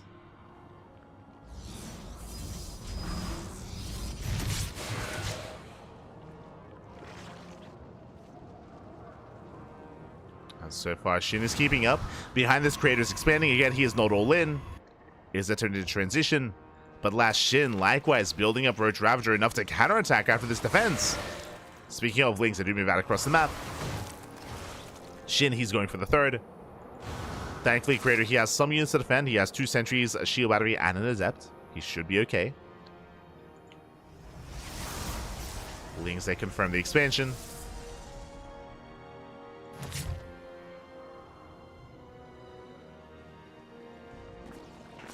And we'll see if Shin does decide to move out. For now, just droning up, getting his lair, working towards roach speed. And he's going to be resaturating. Yeah, we'll be redroning. So the game will continue. Now, in a sense, I do favor Shin's position here, just because creator invested quite heavily into all these adepts, into glaives as well, and sure, in a way, he did force some inefficient production, and he forced out a bunch of Lings and roaches, but he wasn't able to really do much more damage than that, and adepts, they don't scale well into a longer game. That's the problem here. And Shin, he did somewhat drone. He got up to 57 workers, but Shin is now focusing on roach production once again. It does look like Shin is going to be prioritizing roach speed more than anything, and then moving out. There it is. Roach speed is on the way. I don't see an Evo chamber. I don't see any additional upgrades, any further tech. It looks like Shin, he's done droning. He's done droning. He's making purely Lings, roaches, and ravagers. And he's getting ready for a push. Oh boy. And creator, he's not in the best position to defend against it. Again, because of this initial opener, he is in a worse position. Going for a scout. Lings, they test the waters. They check the third. Going for the shield battery. Yeah, shield battery is going to go down. Oh, I say that. Nice force fields. Shield battery is saved. Once again, nice force fields. Trying to lock down these Lings. That also means less force fields for the main push. And here comes the army. The Lings, the roaches, the ravagers. He's moving out. Again, Shin is committed. He has not joined in quite some time. And creator needs a little bit more time here for his Colossus. Colossus is on the way. He needs more time back. So let's push off the ramp. Nice force fields, but there are the Biles. And Biles, they break on through. Lings, they collapse. They get a force around. Colossus does pop. Sentry's under fire. Immortal getting surrounded as well. And the creator is being forced back behind the mineral line. There's almost nothing left to defend. I mean, the Stalkers are holding their own, true. The Stalkers are doing well. And with these blinks, creator, he's going to be able to avoid most of those piles. He focuses down the roaches. And creator's holding. Creator, he is holding on. He saves the first Colossus. Second Colossus has arrived. And now Shin. Shin, now he's falling behind. The longer this goes on, the better it is for creator. Nice juggling, nice control. Saves the Colossus. Let's go. Saves the Colossus, forces back the roaches, all the Ravagers have fallen. And now Shin drones. Late saturation here for Shin. Again, he had to break the third base then and there, and he didn't. Didn't break the third. Again, very clutch control here from creator, saving the Colossus when he did. He was able to gain so much value with it. Again, he defended well. Did defend well. As a result, creator has been mining more for longer. Now getting into a third Colossus. Jesus. And at this point, I think Shin has to go for a second all-in. You can see Shin, he droned up to 63. I don't think Shin can actually macro out of this. I don't think he can get up to 70 workers and get a 5th base. I don't think he can take it out into Hydras, into Lurkers. That's not going to happen. Shin, he has to double down here on Ling, Roach, Ravager and get ready for a second all-in. And hope the creator pushes into him. That's going to be the ideal. As you can see, Shin is just hyper-fixated on remaxing. and SHIN will max out. Now, what SHIN can do is deny the fourth. I do think he can deny the fourth base, at least. Again, he's hoping for a fight where he can reset the Colossus count, but I don't know if Creator's really going to give that to him. As he's keeping the Colossus at home and only moving out with the Stalkers. Stalkers are spotted. SHIN has to respond. SHIN is almost maxed out. He is supply blocked. 5 more Overlords on the way. And he does rotate over. Adepts scout the army. Creator's in position. With Creator being here, can SHIN break the fourth? Now I'm less certain. SHIN, he has to retreat. He has to respect this. Wowza. Oh my god! Massive connections on the sentries! That was what, 3-4 sentries going down? Ay, ay, ay. That should not have happened. Sentries get picked up. Creator building up. 10 more Bailings on the way. And Creator is about to max out. The problem, though, is that he's taken too long. The problem is that Creator is not too far behind him. Like, SHIN is getting up to 200 supply, and Creator, he's only going to be down around, like, 20. And this army from SHIN doesn't scale well into a longer game state, assuming Creator does take into Disruptors or Storm. Still just out Colossus. Likewise, these attack paths here are very narrow, so you can't actually surround this army quite easily without knocking down the rocks. So this is very defendable here for Creator, as he can make use of the terrain. You can see SHIN trying to set up a surround. He's trying to come in from behind, luring the army further in onto creep. And there we go. SHIN, he pulls the trigger. Does dive in, but the force fields, they zone him back. Ooh, the force fields are brutal. And the sentries have saved the Colossus as well. Bailey's, they break through. Up! Gets on some of the sentries. Sentries go down, but what about the Colossus? Again, massive Bailey connections. 1 Colossus falls. 2 Colossus. Oh, the Prism, no! The Prism gets left behind. That's going to be a 3rd Colossus kill. And SHIN, he takes the fight. Oh my god. Does take the fight. This time, Creator, he was lacking that War Prism juggling. That War Prism micro. Despite that, the Stalkers, they did survive. Yeah, wow, GG, well played. Creator, he loses the Colossus, but he saves the Stalkers, and Creator takes game number 1. Whew. GG. Who needs Colossus when you have Stalkers, papi? True, true. Again, SHIN, he was hyper-fixated on killing the Colossus, but we had a full surround of Stalkers. He shut down the roaches. GG, well played. SHIN was outscaled, and Creator takes the lead. Creator does take a lead, and now we're getting into game number 2. Getting into that second game. And we have a map of choice. Oh, once again, we're going to be loading into Neon Violet Square.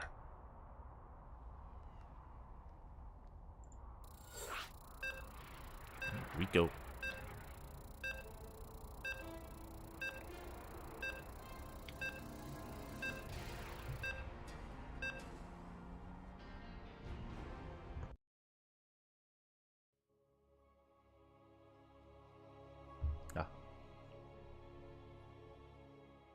We go.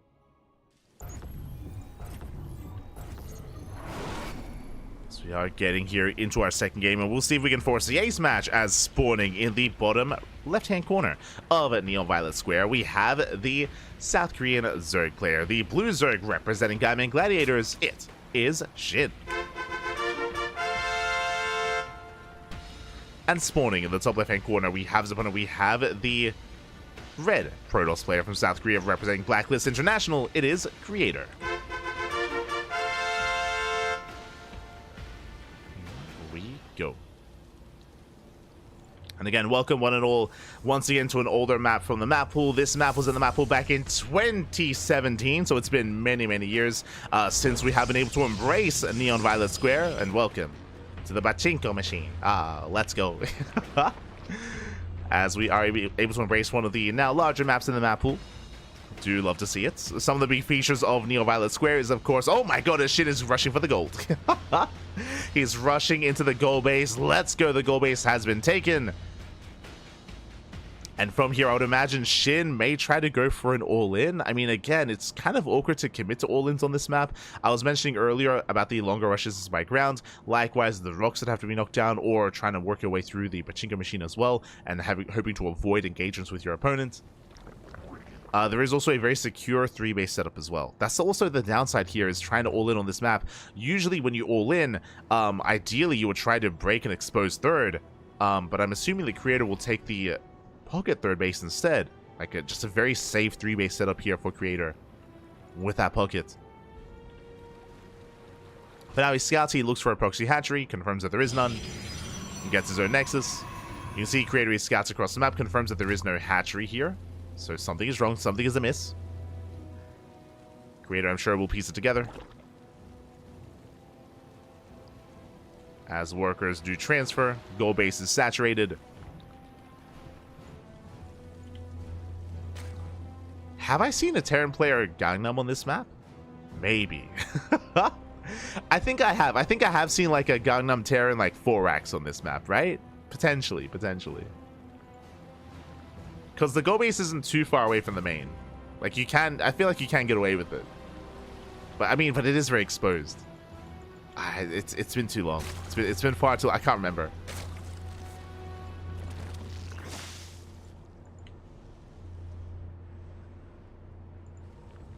As we are getting into link speed, goal base has been found.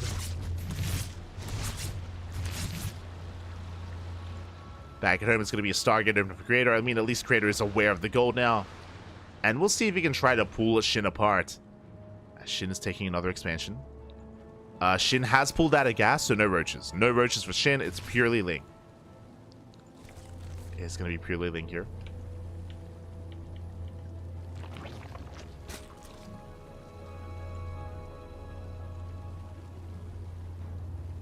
Oh, right. My apologies. Sorry.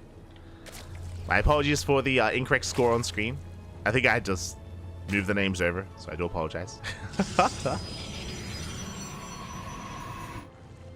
As Lings are moving out, but so far creator, I mean, he's walled up.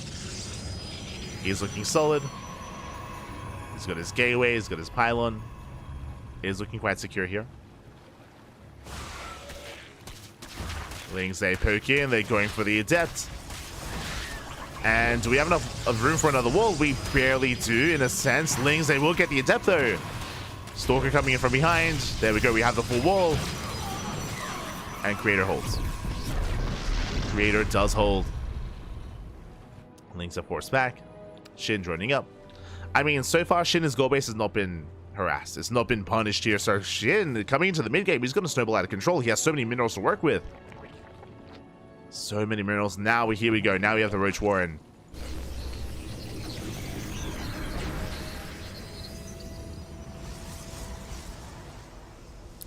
Little creator won the last fight. He did. It's my bad. I did shift the player names around. My apologies. Have since fixed it.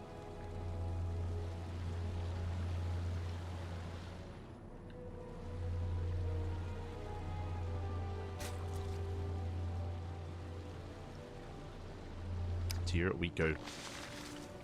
Oracle's diving in towards the natural. Dipping in between the bases. So far, no major damage. So far, SHIN is keeping up. Oh, one drone goes down. Up. Gets 2. Up. Not quite 3. But some nice pickups nonetheless. He's taking quite a bit of hold damage though on one of those oracles, so he has to be careful. As creator, he attempts to get another worker. Bailey doesn't. Has to pull away. SHIN does defend. Working towards his lair, getting another expansion, getting a 4th. As we did mention before, this pocket base is a little bit less valuable because it has less minerals available, and even creator opts not to go for it. Creator taking the forward expansion instead, just saving the pocket base for a little bit later as a 4th or even a 5th. Getting into +1 and blink. Securing his 3rd.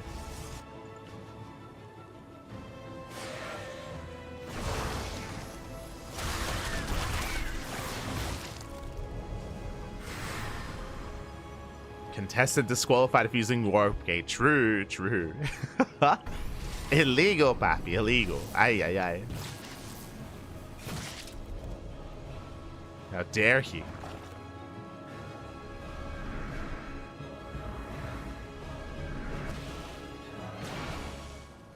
As, yeah, with this boosted economy, we can see that SHIN, he's playing very safely, doesn't commit to any kind of all-in, is massing Lings, but he's taking. He's taking up into a Hydra Den, so it looks like SHIN is going into Ling Hydra production from here. And again, has been left relatively untouched. Knocking down those rocks. Oracle's coming in from the right-hand side. We'll get a couple of workers, not bad. 3 drone kills, 4, 5 drones, oh my god, 6 workers do fall. Very nice control here by Creator, does save all of his oracles, does back out. Meanwhile, this is a double layered wall, by the way, so 2 layers of rocks have to be knocked down. Ay, ay, ay. But SHIN is working through it. He's getting there.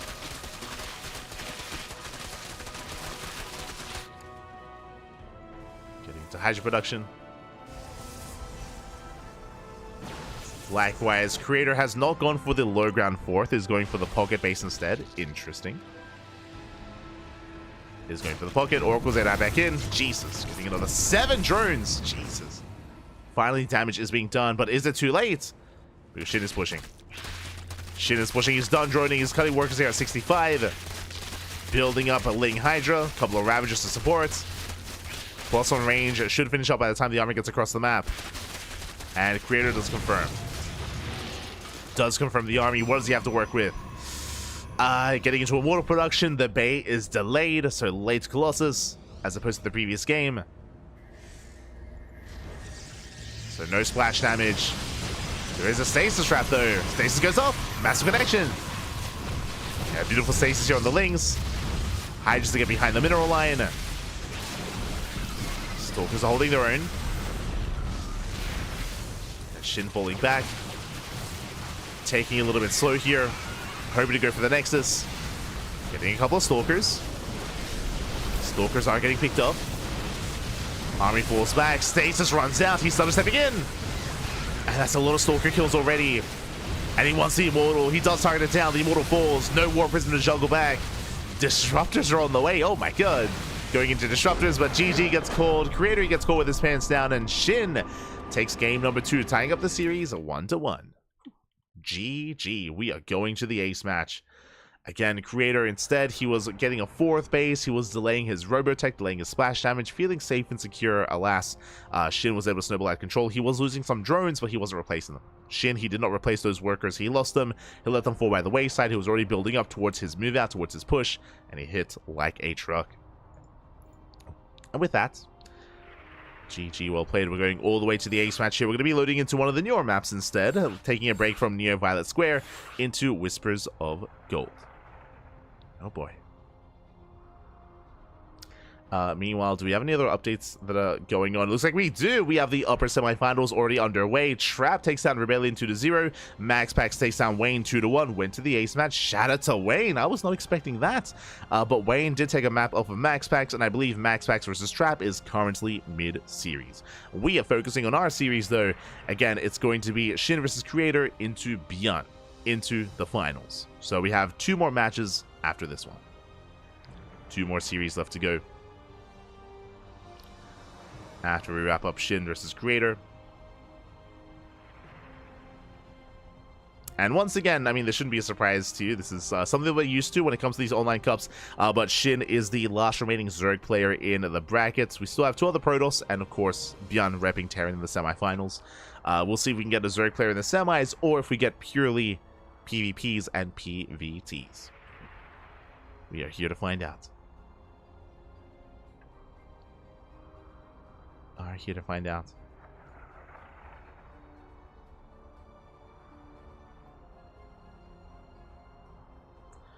I see someone in the chat. I've seen the patches live now, but will there be more maps in 6? Yes, if you go in game, there are 9 maps in the ladder map pool. As you just saw, we just casted a game on Neo Violet Square. There are 3 additional maps in the ladder map pool. Neo Violet Square is one of them, alongside Abyssal Reef and King's Cove. So there are 9 maps. I know that people, they were bringing to attention that earlier there were only 6, but the game was patched. Merely a couple of hours ago, the ladder map pool was updated. So thankfully, it only took a couple of hours for the map pool to be updated and for that to be fixed. And here we go. We're getting into game number 3, the ace match, and spawning in the bottom right-hand corner of Whispers of Gold, we have the blue Zerg player representing Gaming Gladiators. It is SHIN.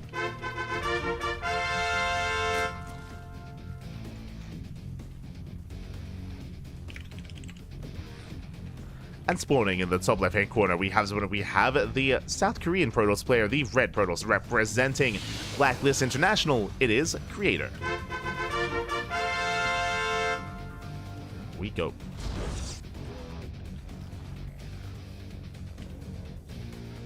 But yeah, those that are confused about, like, oh, there's not 6 maps in the ladder map pool, there was a lot of panic earlier when the initial patch went live. There was panic because initially there were only 6 maps, but it only took a couple of hours and then that was fixed, and now there are 9. Now there are 9.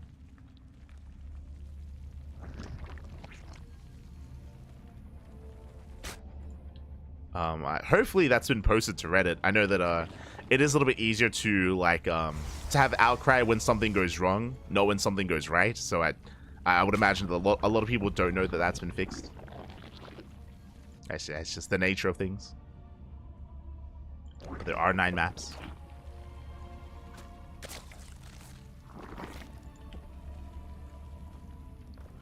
I see Snowpiercer got changed to Frostline. Yes, yes. It did get name changed. I don't know the reason why it got name changed, but has been changed to Frostline instead.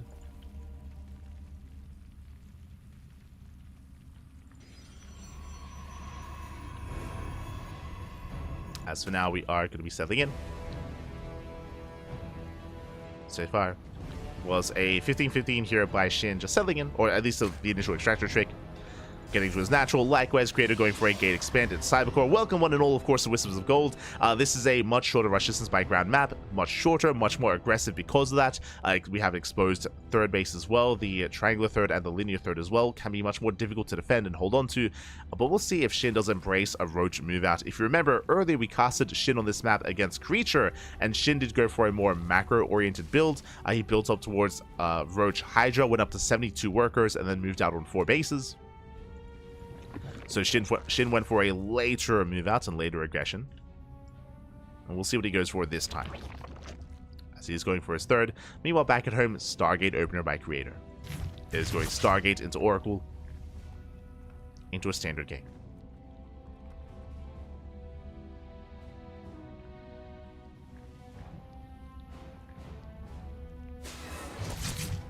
Maybe the map author wasn't sure if the name captured the map. Usually if there's a name change like that, it's just because there's disagreements by either Blizzard or ESL as to the map name. That's happened in the past, where maps have had to name change because of that.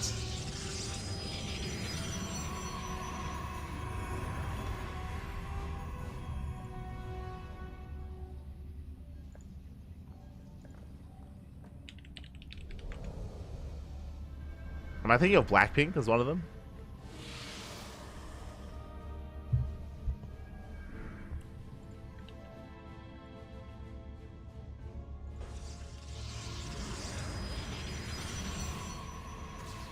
Yeah. Blackpink, for example, was renamed to Neo Soul because Blizzard were worried about the trademark, for example. For those who don't know, Blackpink is a K-pop name, K-pop band name, I should say. A girl group. So that was renamed. Am I thinking of, was that Romanticide? No, what was Black Pipe and Kashifta? What was that? No, it wasn't Romanticide. It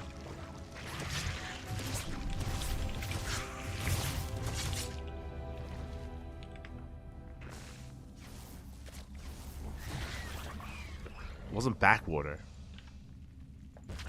I know some people out there know. But there's a history of select maps that have had to rename.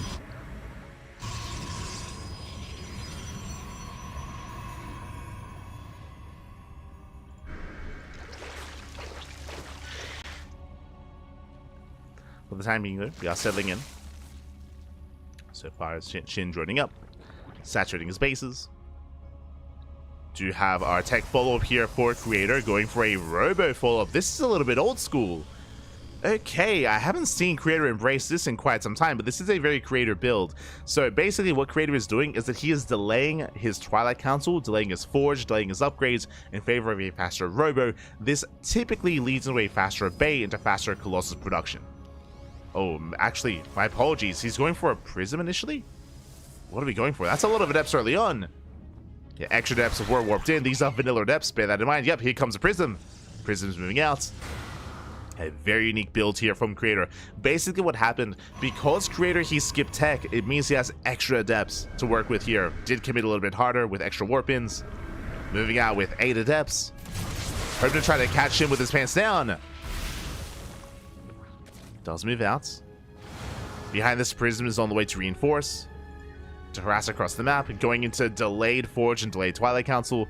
And ideally this needs to get damaged here just because everything else is late for Creator. Prism towards right hand side, Adepts towards the left. It is 9 Adepts. As Adepts they do rotate. Got some Zealots on the way. Creator going to charge into +1 early Immortal production because of the earlier Robo. Okay. Yeah, my attention. Let's go. The slow lot drop. Let's go. Going into the main. I mean, hey, he gets a worker. Gets a drone, but not much else. Oracles gets turned away.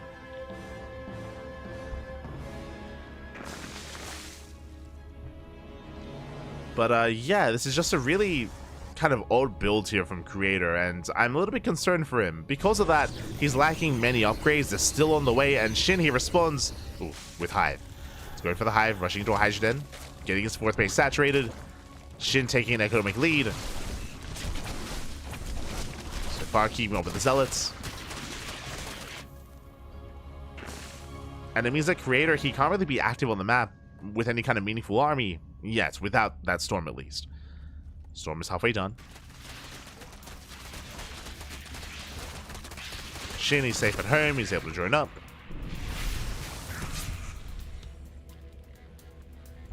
Really droning, taking into Hive, into Lurker Tech, into Hydra Lurker Viper. He can just embrace this kind of more late game composition.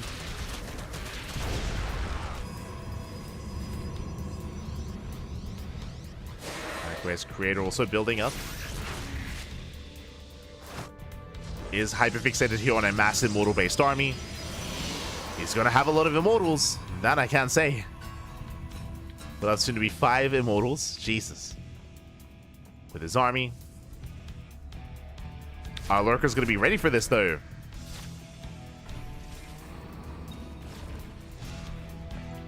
Lurker dead still on the way. Storm is revealed. Now SHIN knows.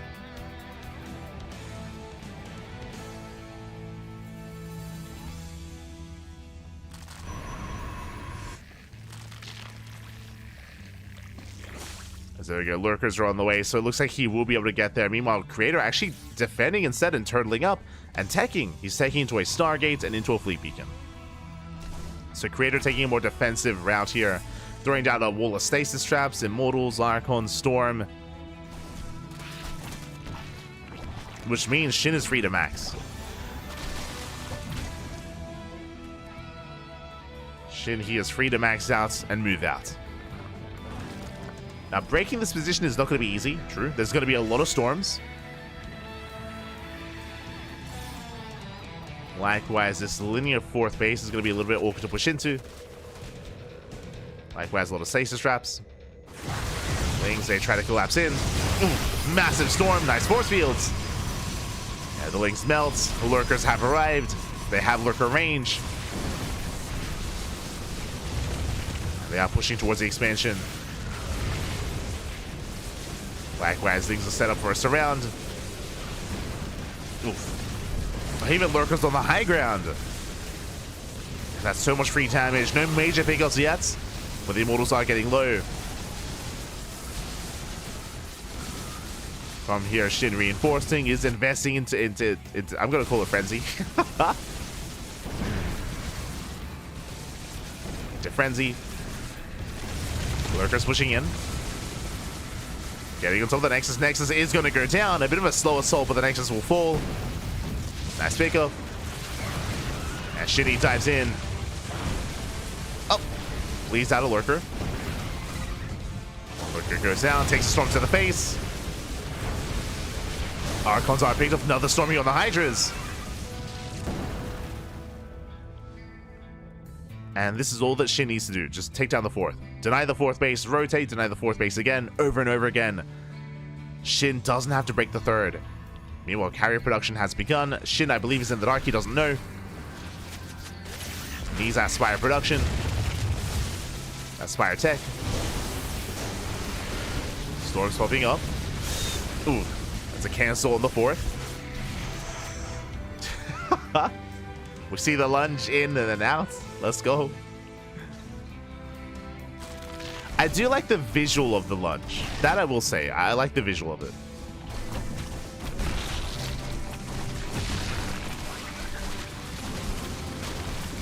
Ourselves are cleaned up. For those that are curious, it lasts like 1 second. It's pretty good when it comes to diving in or escaping. As the carriers are revealed. Just pushing forward. Honestly, we've seen it used mainly effectively just to retreat and just to like run away. Is usually when we see it be more effective. Or when it comes to hunting down like War Prism harass and like diving on a War Prism, like that also helps. As the Lurkers, they zone away the entire ground army. That Creator is out of position. The Hydras are pushing forward towards the natural. Rovers are depowered. Massive pickup. The Immortals, they're not going to pop out. Hydras, they do lunge back. And once again, they retreat. Up. Prism almost goes down. Lurkers slowly pushing forward. That is a lot of carriers though. Yeah, SHIN kiting back. Reinforcements are on the way. Oof. And it looks like there may just barely be enough Hydras here. Yeah, they lunge forward. They go for the carriers. They get one. One carrier. They get one. One carrier goes down, and so will the base. And SHIN, he has broken the natural. And again, this ground army here from Creator just could not do anything. He's going for a counterattack. That is why these carriers are struggling. They need support, and they have none. They have no support. And Creator's all in. Creator at this point is completely all in, as the third base is going to fall. Creator going for that base trade. Moving out with the High Templar and with the Immortals.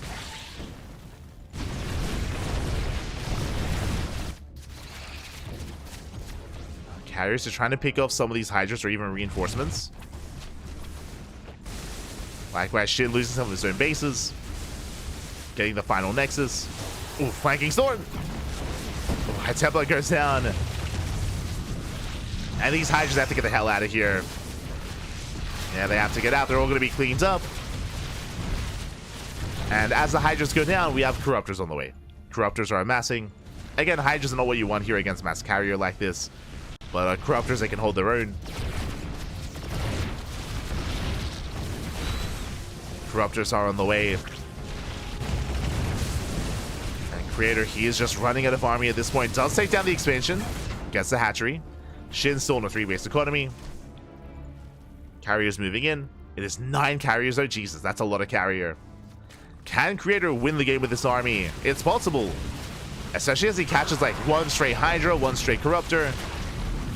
Couple free units here and there. Good value. Does get some good value here.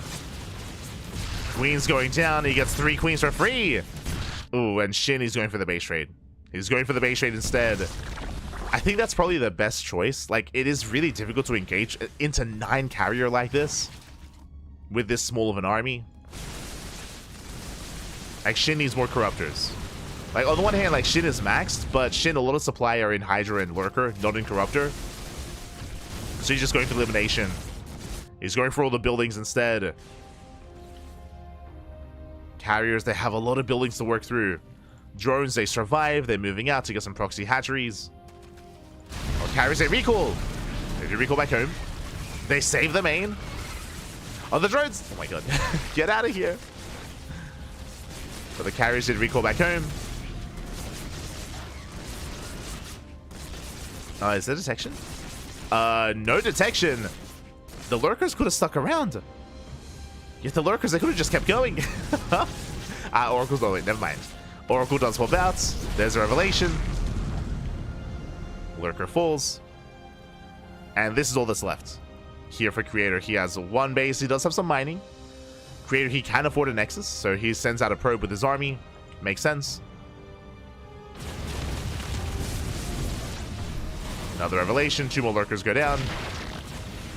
SHIN making as many corruptors as he can.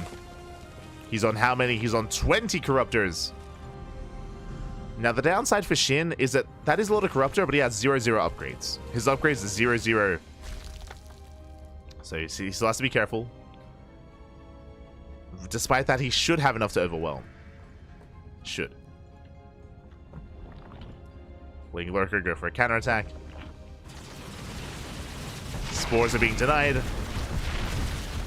Corruptor Hydra hiding back. He dives in.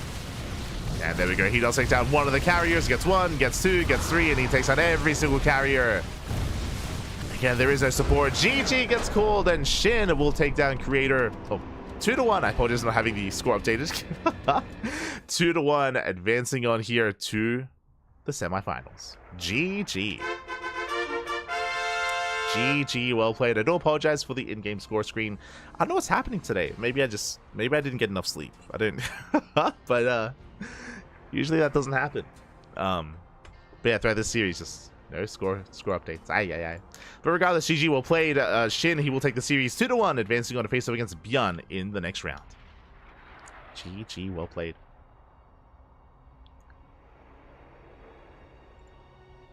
Here we go. We are getting ready here for the semifinals. Ready for a series that you should be used to here. SHIN and ByuN, they have become rivals in the off-season of EPT. If you haven't been tuning in, SHIN and ByuN, they play every week. Every single week, whether it's in this tournament, whether it's International Turtle Tussles, Sparkling Tuna Cup, Wardy TV Monday, KSRC, they've been playing very, very often and have racked up a massive scoreline against each other. They do trade back and forth. One week, SHIN takes it, another week, ByuN takes it. So they do kind of take turns when it comes to who comes out on top. So this could go either way. I would not be surprised if this goes to the ace match. Here we go.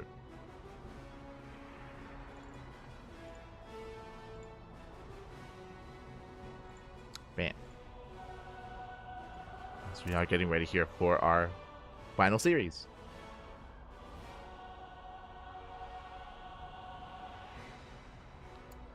For the final series. Oh, sorry, for the semifinals. Here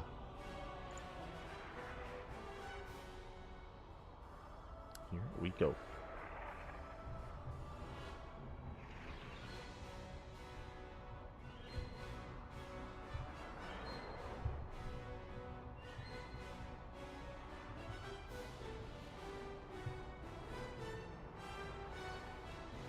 It's the same animation from Frenzy from the campaign. It is.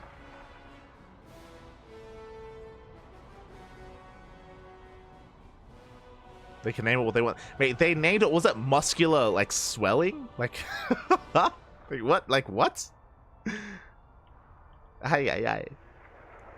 Like, what's going on?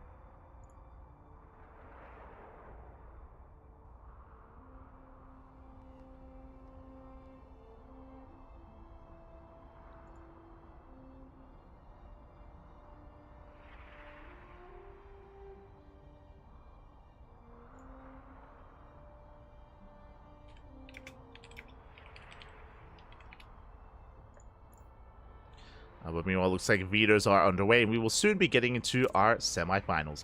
Meanwhile, as we switch our scenes over here, I believe the upper semifinals is underway. Yep, MaxPax versus Trap is still ongoing. We can probably move this over a little bit. Up. Can we... Let's see, let's interact.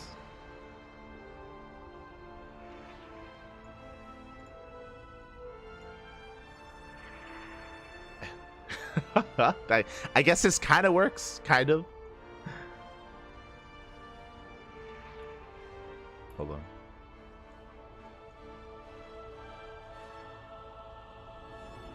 Can I get them both in the same screen?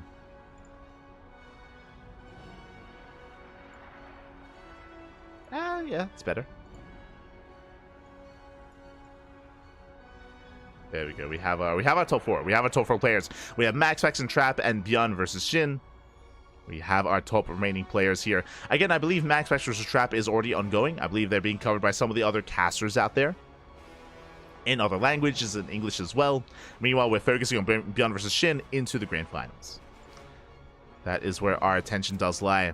And until then, we're going to be going on a short break. We're going to be going on a short break, and when we come back, we will have ByuN versus SHIN. See you soon. See you soon.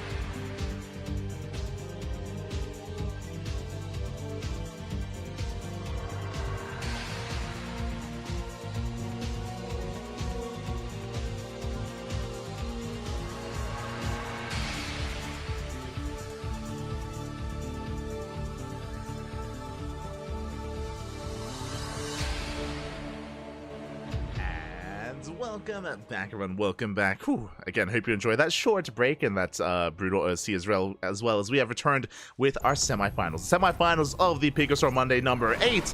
We have our ZBT, our Zerg and Terran, and spawning in the bottom right-hand corner of near Violet Square, we have the South Korean Terran player, the Blue Terran, representing Shopify Rebellion.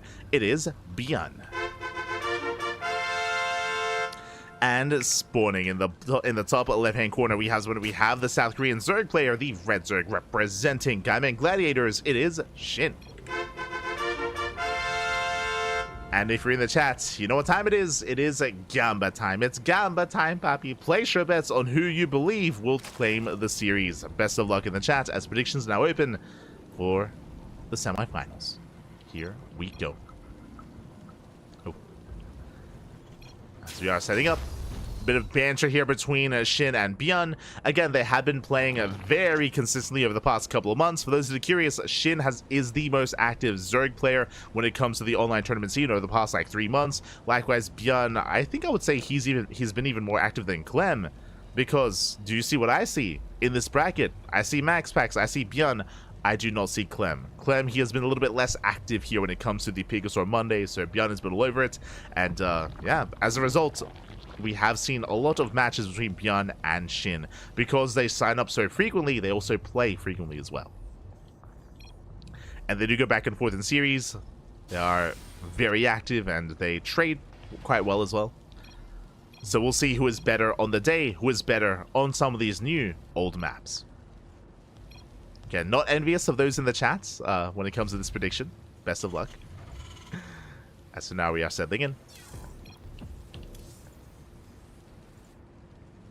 It's going to be Hatch Gas Pool out of SHIN. Likewise, Rax Expand by ByuN. You can tell what they're talking about as well. SHIN, he's like, Papi, did you see the blizzard? They now I can swell. They're animals, Papi. They're animals. Aye. I mean, I guess it... no, I was gonna say, like, I guess it doesn't matter what an upgrade is called, but at the same time, like, I feel like we refer to upgrades quite often in StarCraft, right? Like, it is something that we say, like, yeah. I don't know. Hopefully they change it, because it's kind of weird. It's just kind of a weird word, and the kind of name for it. Aye. Anyway, we're settling it. I mean, like, on the one hand, it's like that monkey's paw thing where Blizzard, they're like, you know what, we've heard the people, you know, we will not call it Dash. We won't call it Dash, we will call it something else, just for the people. And we're like, let's go, you know, the petition was made, Dash was removed, and then Blizzard's like, okay, yeah, you got what you wanted. Now you're swelling. Okay. Now your Hydras, they swell up instead. And they zoom. Thank you, Blizzard, thank you. Shaking my head.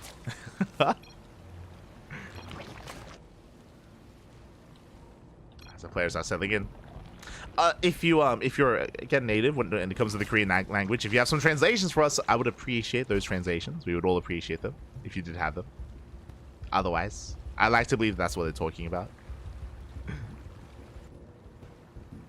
So now we're calming things down. We do have ByuN going for a third CC. Very fast third CC on location. I mean, this makes sense. Once again, we're loading into Neon Fire Square. There is a pocket base right for you. I mean, you can take it whenever you want. And ByuN will take it very quick on location. So very greedy play here by ByuN, and he will not be punished.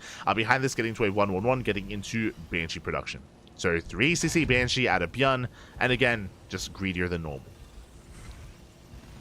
Is something that you can do.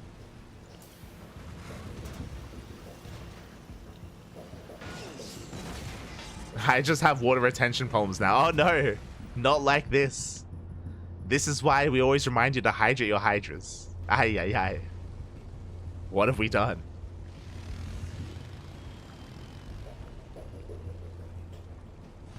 Yeah, this map is pretty. Yeah, I mean, it is. It's a nice color scheme. True. Tapachinko, man.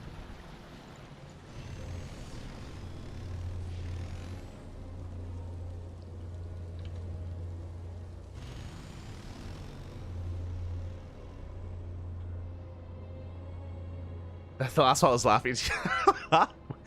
we know that much at least. Yes, all the laughing. As Banshee does move out, it does hit the third so far. SHIN is keeping up. Oh, getting rid of the Banshee. Does run away. Nice pickup. Cloak is not yet done. At least the Banshee survives, so it takes a lot of hits, a lot of damage, has to race back home to be repaired. And ByuN is working on that next step, getting to his 3-1-1 setup, 3 Raxes, 1 Factory, 1 Starport. Is building up. Is getting there.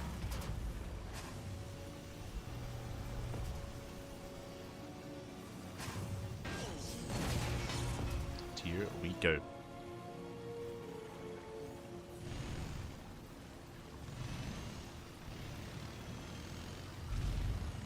From here, ByuN is going to be setting up. Now moving out with his Hellion Banshee. Opted not to come back home to repair. Interesting. The Banshees are very low as a result. Very low. So best of luck. Does dip into the bases, catching a queen. Queen goes down. Nice pickup. The rest of the queens do respond. Hellions, they dive in. Ooh. But the Lings, they do get us around. They collapse on the Hellions. Massive catch here. The Hellions get cleaned up. Ay, ay, ay. Hellions fall. Queens are trying to hold their own. 2 queens go down. The Banshees trade well, but the Hellions are less so. As the Hellions did crumble, 4th base stands strong. Spores are repositioning. And SHIN does go for a bit of a counterattack, but alas, he shouldn't get much here at home. Yeah, plenty of Marines in position. ByuN holds. ByuN holds. SHIN behind this, embracing Ling Bane. 1-1 upgrades. Baliness on the way. Meanwhile, SHIN rushing into the gold. Let's go. Going for the 5th.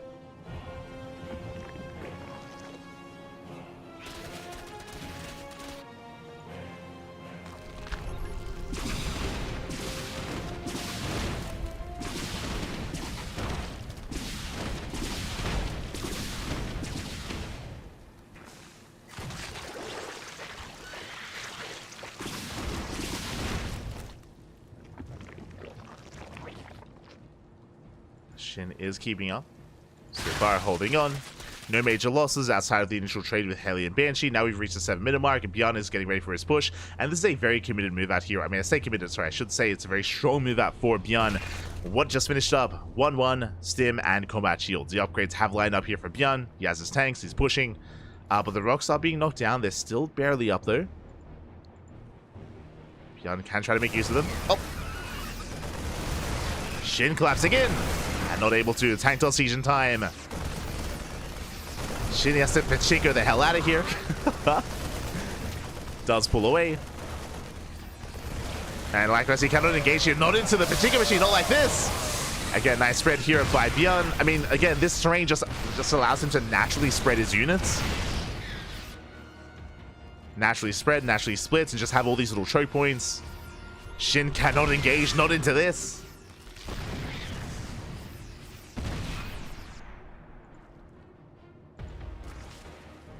So SHIN has to back off. He wasn't able to knock down all the rocks. So ByuN in a really brutal position here. SHIN cannot engage. Banshee's rotating around. SHIN going for a massive link counterattack instead. Back at home, there are some defenses though. ByuN did wall off. Hydras, they take some hits. ByuN gaining ground. SHIN still trying to find some value here, and he will catch some reinforcements. Not bad. Some Marines are falling. Again, you can see here just really awkward to engage with the Marines in amongst all those squares. Tank goes down. Not bad. Getting a tank, getting more Marines. ByuN, he races back home. Does race back with more reinforcements. He's not gaining ground, and SHIN is maxing out. And even though SHIN hasn't been able to break this position, I mean, SHIN is safe and sound. He's maxed. Going for the tank. He gets both. Now he can knock down the rooks. And ByuN has lost momentum. Has lost a little momentum at this point. He lost 3 tanks. Still being active with those drops. Threading a drop towards the main. Will boost in. But there's not much here. SHIN is across the map. He can't turn around. Turns around with some of his army. But drones are going to fall. Spore crawlers as well. Oof, massive mine shot. But SHIN, he can collapse on the 4th. SCV's under fire. Hive is going to fall. The army took so long, took too long to come back home. Oh, can he save it? Oh, he can. Oh my god. We're barely saving the expansion. GG gets called, and SHIN, he will save the base. He knocks down the 4th, and SHIN will take game number 1. Whew. GG. Does take the game here again. SHIN, who was able to snowball out of control. ByuN, unfortunately, he was just bleeding out far too much when it came to his reinforcements. He lost 3 tanks almost for free, and he, again, was getting caught out in the open as well by those reinforcements. The drop across the map was doing well when it came to distracting some of the army, but the main army of SHIN just committed, knocked down the base, knocked down the mineral line. GG. GG, well played. We are going to game 2. Let us go.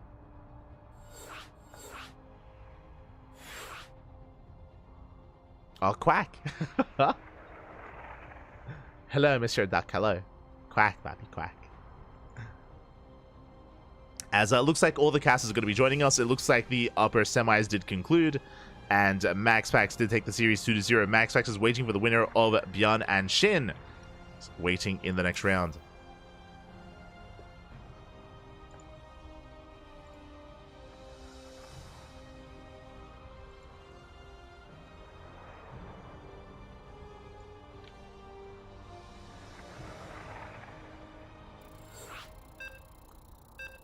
We go.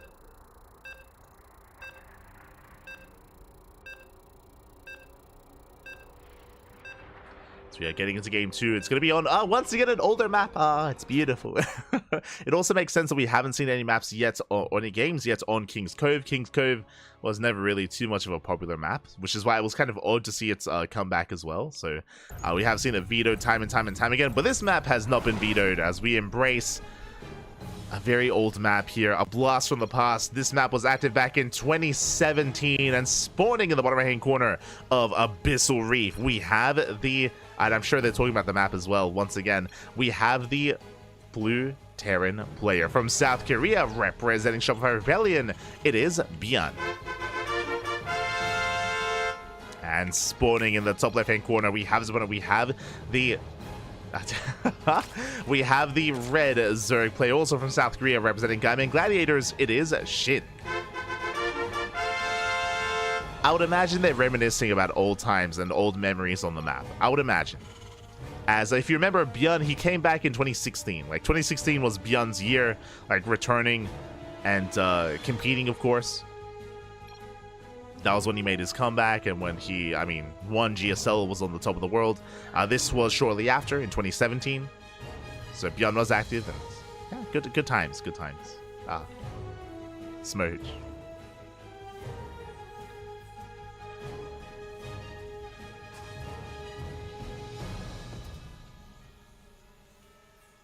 Just catching up. I don't know the StarCraft 2 term in English exactly, so I have to look it up and write it. Sorry, but I'll try to. It's all good. It's all good. Thank you. Gracias. 감사합니다. 감사합니다. Do appreciate it. As for now, we are going to be settling in. So far, Hatchgas pull out of SHIN, likewise ByuN going for a racked expand, and welcome one and all to Abyssal Reef once again. Again, it's been a very long time since we had it in the map pool. Some of the big features, of course, it is very defendable on 2 bases, a very narrow choke point coming into the natural, so it is very easy to defend, at least at your natural. As a result, it does mean that you can focus your attention on your 3rd base instead. So very defendable on a 3-base setup. Very similar actually to Eternal Empire. If you do remember, Eternal Empire had a very similar structure with a very defendable natural into a 3rd. So very easy to get to a 3-base economy. Your 4th base as well as you expand forward here into another cliff face, a wall off. Also very easy to fortify yourself on 4 and then 5 bases.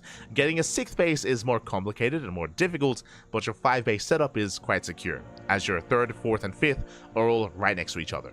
You can see here this 3-base setup. It's all right next to each other, all very fortified and easy to rotate between the bases. That's also a reason why previously we did enter a late game scenario between Creature and SHIN. Once you get your 4th, you get your 5th, you can max.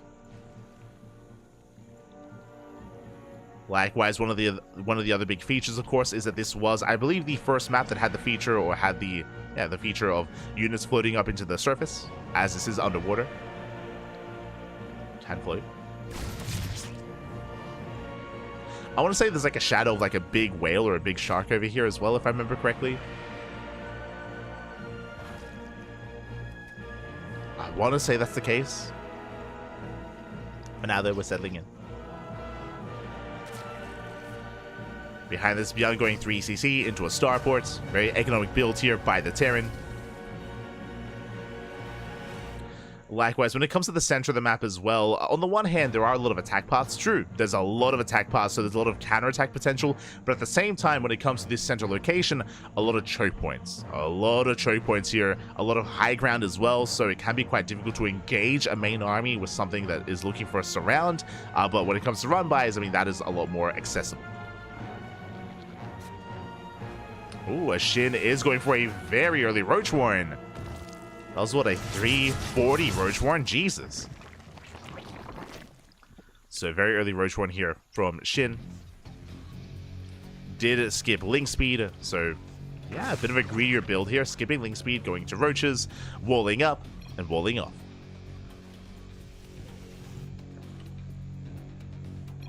There's the shark.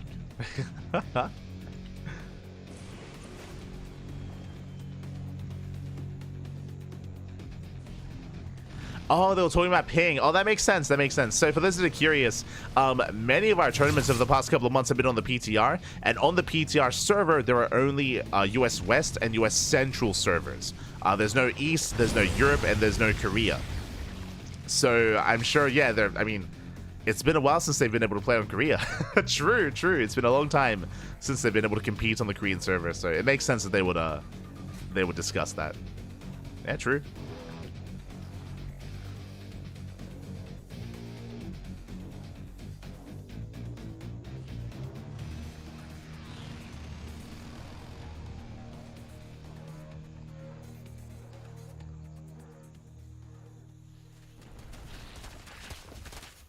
Aliens are being active.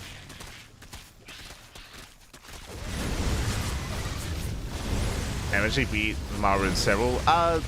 The era of ByuN was before the rise of Serral. Serral was a little bit later on. ByuN, he rose to the top in early Legacy, Cyril is much more of a modern like dominant force. So I would say they miss each other in that respect. Different eras, Mappy, different eras.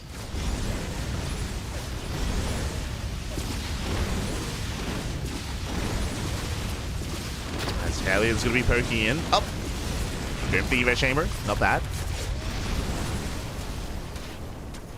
Fever Chamber is denied. Plus on Carapace is gonna be denied as well. ByuN rotating around. Gets a couple of workers.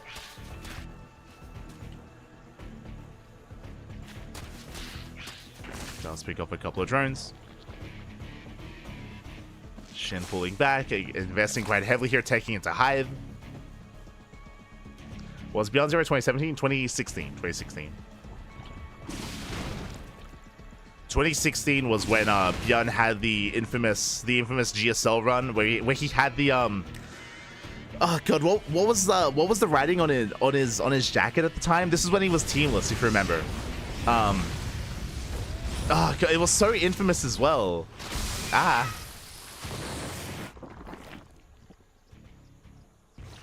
Who has it?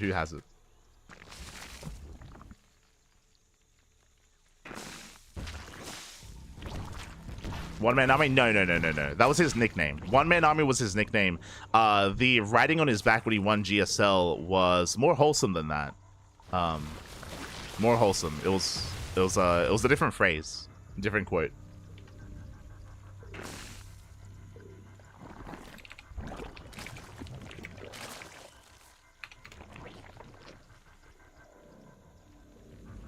Sorry, I have a picture of it. It was love me forever or never. That's it. Very iconic. But yeah. So when he won, he was teamless, and on the back when he was on stage, love me forever or never. Beautiful. That was peak. Oh my god, the fungal does connect. Oh, the chain fungal. Oh my god. Yeah, SHIN, massive pick up, the army barely standing. Lings, they come in, they shut down the Marines. And ByuN, he doesn't have room. He cannot lift everything, and such a massive loss there for ByuN. He has to back off, has to get the hell out of here. Has to pull away.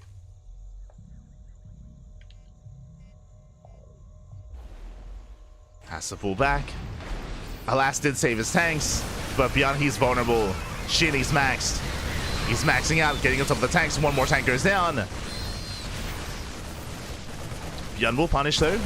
Where are the reinforcements? I see ultras are on the way. Let's go. I was curious. I was like, SHIN, he has so much supply. Where is it? It's in the ultras. The ultras are amassing. SHIN remaxing. And ByuN is going to be stuck at home. I mean, he lost so much there from those fungals. He's trying to be active with some bio. Leaves his tanks here to defend. Securing his fourth.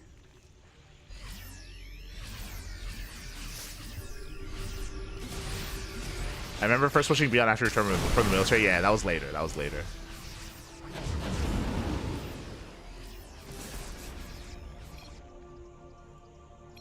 Was later. Like, peak ByuN was 2016. It was his GSL win and then his BlizzCon win. Like, oh. It's crazy.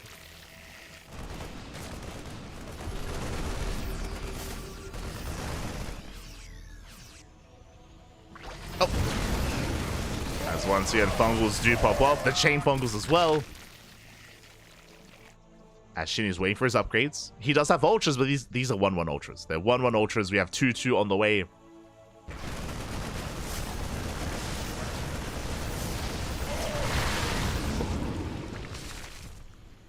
Forcing that back. SHIN moving forward. And again, there's just not much here to hold on. The planetary is going to fall. Bailey's, they crash in. Base goes down. And there are no ghosts. I mean, we're still lacking upgrades. These are still 1-1 ultras, so they're not too tanky. They have to back off. +2 carapace is just now going to finish. Ghosts have arrived. ByuN making 4 ghosts at a time. Snipes going up. And SHIN has to calm things down. ByuN, he's going to be able to max out. We spoke about this before, but you're very defensive here. It's a very defensive setup here on 4 and 5 bases. Very difficult to push in. Bungle's going up. Nice EMP. Oh my god. And ByuN, he will shut down those ultras. Behind this, Spire is on the way. This should be for a greater Spire. This should be for Broodlords. And it looks like SHIN, he cannot break ByuN. He cannot kill him. He's trying, don't get me wrong. He's trying.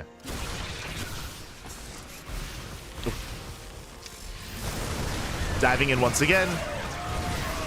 Mind shot going up, taking down a massive chunk of Lings. Once again, though, he does get into the mineral line. Ghosts are going down, massive pickups. Goes to full ultras, they get on top of the army. They barely do. You can see they're deep in the red. But that was still a better trade for SHIN. It was still barely a better trade. Yeah, the final ultras are being cleaned up, but he gets 6 SCVs, knocks down most of the army, resets the ghost counts. ByuN sniping another ultra. Pulling back the vials. Oh my god. Vials to connect. And GG gets called. It's just too much to handle, and SHIN will take the series 2-0, advancing on to the grand finals. Whew. GG. GG, well played. SHIN, he will break through with the 2-2 ultras, papi. Aye.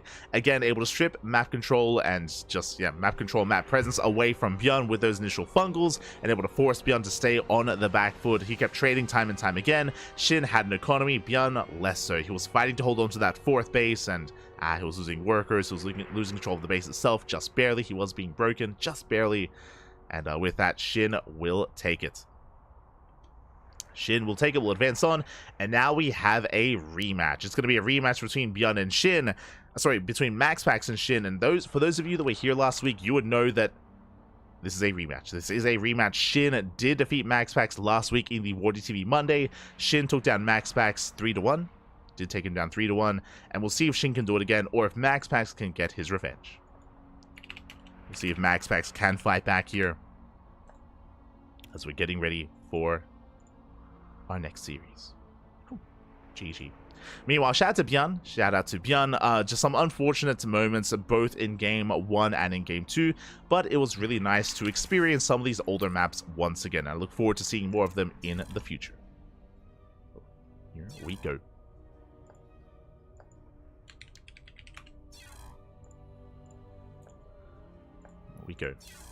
MaxPax and SHIN have been in point. Yes, they have been going back and forth. It's been really exciting to see. SHIN, of course, is not the most orthodox of players. He's hyper aggressive, and he has been able to catch a MaxPax with his pants down multiple times. I do still favor MaxPax. I think in a if they were to play, I don't know, like 10 best of 5s, I feel like MaxPax would win like maybe 6 of them, and SHIN would win like 4 of them. So I do favor MaxPax, but SHIN definitely has it in him here to take maps and even take a series. We'll see. We shall see. As we are switching our switching our servers over and getting ready for the grand finals.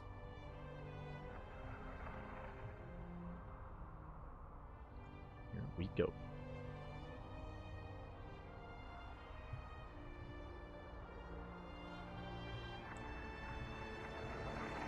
Definitely good matchup, for sure. For now, though, we are going to be going on a short break. We're going to be going on a short break. Our players, they need some time here to get their videos going, so we'll see you guys in a couple of minutes with the final series of the tournament. See you soon. See you soon.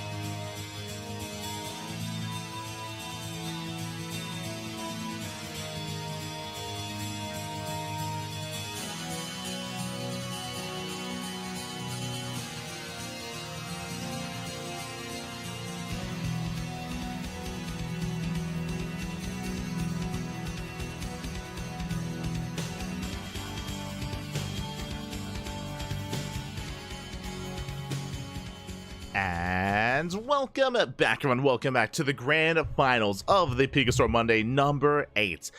Oh boy, it's been an intense tournament already. It's been great to see the new patch live and the new maps in action. And for the first time this entire tournament, we're featuring one of those new old maps. We are loading in to King's Cove. Oh boy.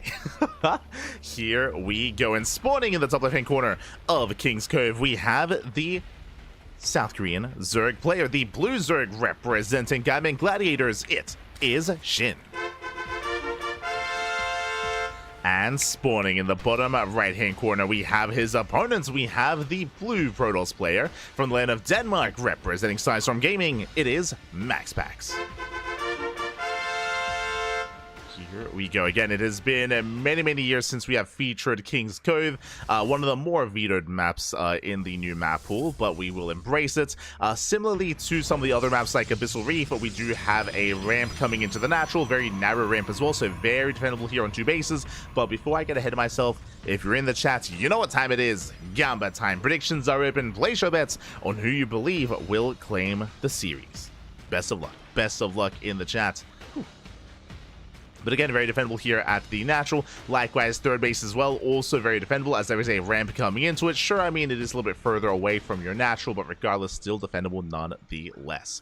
Rush distance by ground, I believe, is a little bit longer here. There are rocks that you can knock down, of course, but likewise, a lot of ramps, a lot of choke points as well. Very reminiscent in some aspects to Abyssal Reef, but yeah, not a map that players have embraced quite as much so far. Not quite as much. Again, the center of the map is also quite congested when it comes to attack paths and cliff faces as well. There's a lot of tank positions. There's a lot of positions here where you can make use of the terrain, where you can siege up, where you can cut the map in half as well, so bear that in mind. It is going to be something that you're going to have to be wary of when it comes to engagements in the center of the map. For now, though, we just see SHIN going for a hatch gas pull into a very fast third hatchery. Oh my god. Fast third base here by SHIN before the natural was even done. Meanwhile, MaxPax going for something more standard, hatch gas pool. Sorry, gate expand into Cyber Core. Standard openers here as we are settling in and calming things down. Here we go. Likewise, it's going to be a Stargate opener here from MaxPax. And as we settle in, a big shout to MaxPax as well, because he is one of the few European players that have stayed up and competed in this tournament. I know it is a very bad time for European players and European viewers. If you're out there, if you're in Europe, get some rest. Thank you so much for tuning in, but take care of yourselves, Papi. Take care of yourselves. I know it's quite late in Europa. It's like, what, 4 a.m., 5 a.m.? Jesus, oh my god. Of course, MaxPax, he is a degen. He is known for staying up and competing in these late-night tournaments. Not just MaxPax, usually Clem as well, but recently Clem has been going to bed on time. It's crazy. It's been a little bit more rare nowadays for Clem to actually stay up for these tournaments, as Clem was absent this week, and I believe was absent last week as well. So Clem has been less active. MaxPax embracing the full degen, Pappy, full degen. Let's go. But again, much love to MaxPax. Meanwhile, SHIN just settling in, getting to a faster third base, joining up, saturating his bases, pulling out the gas, getting into link speed, and looking to secure himself.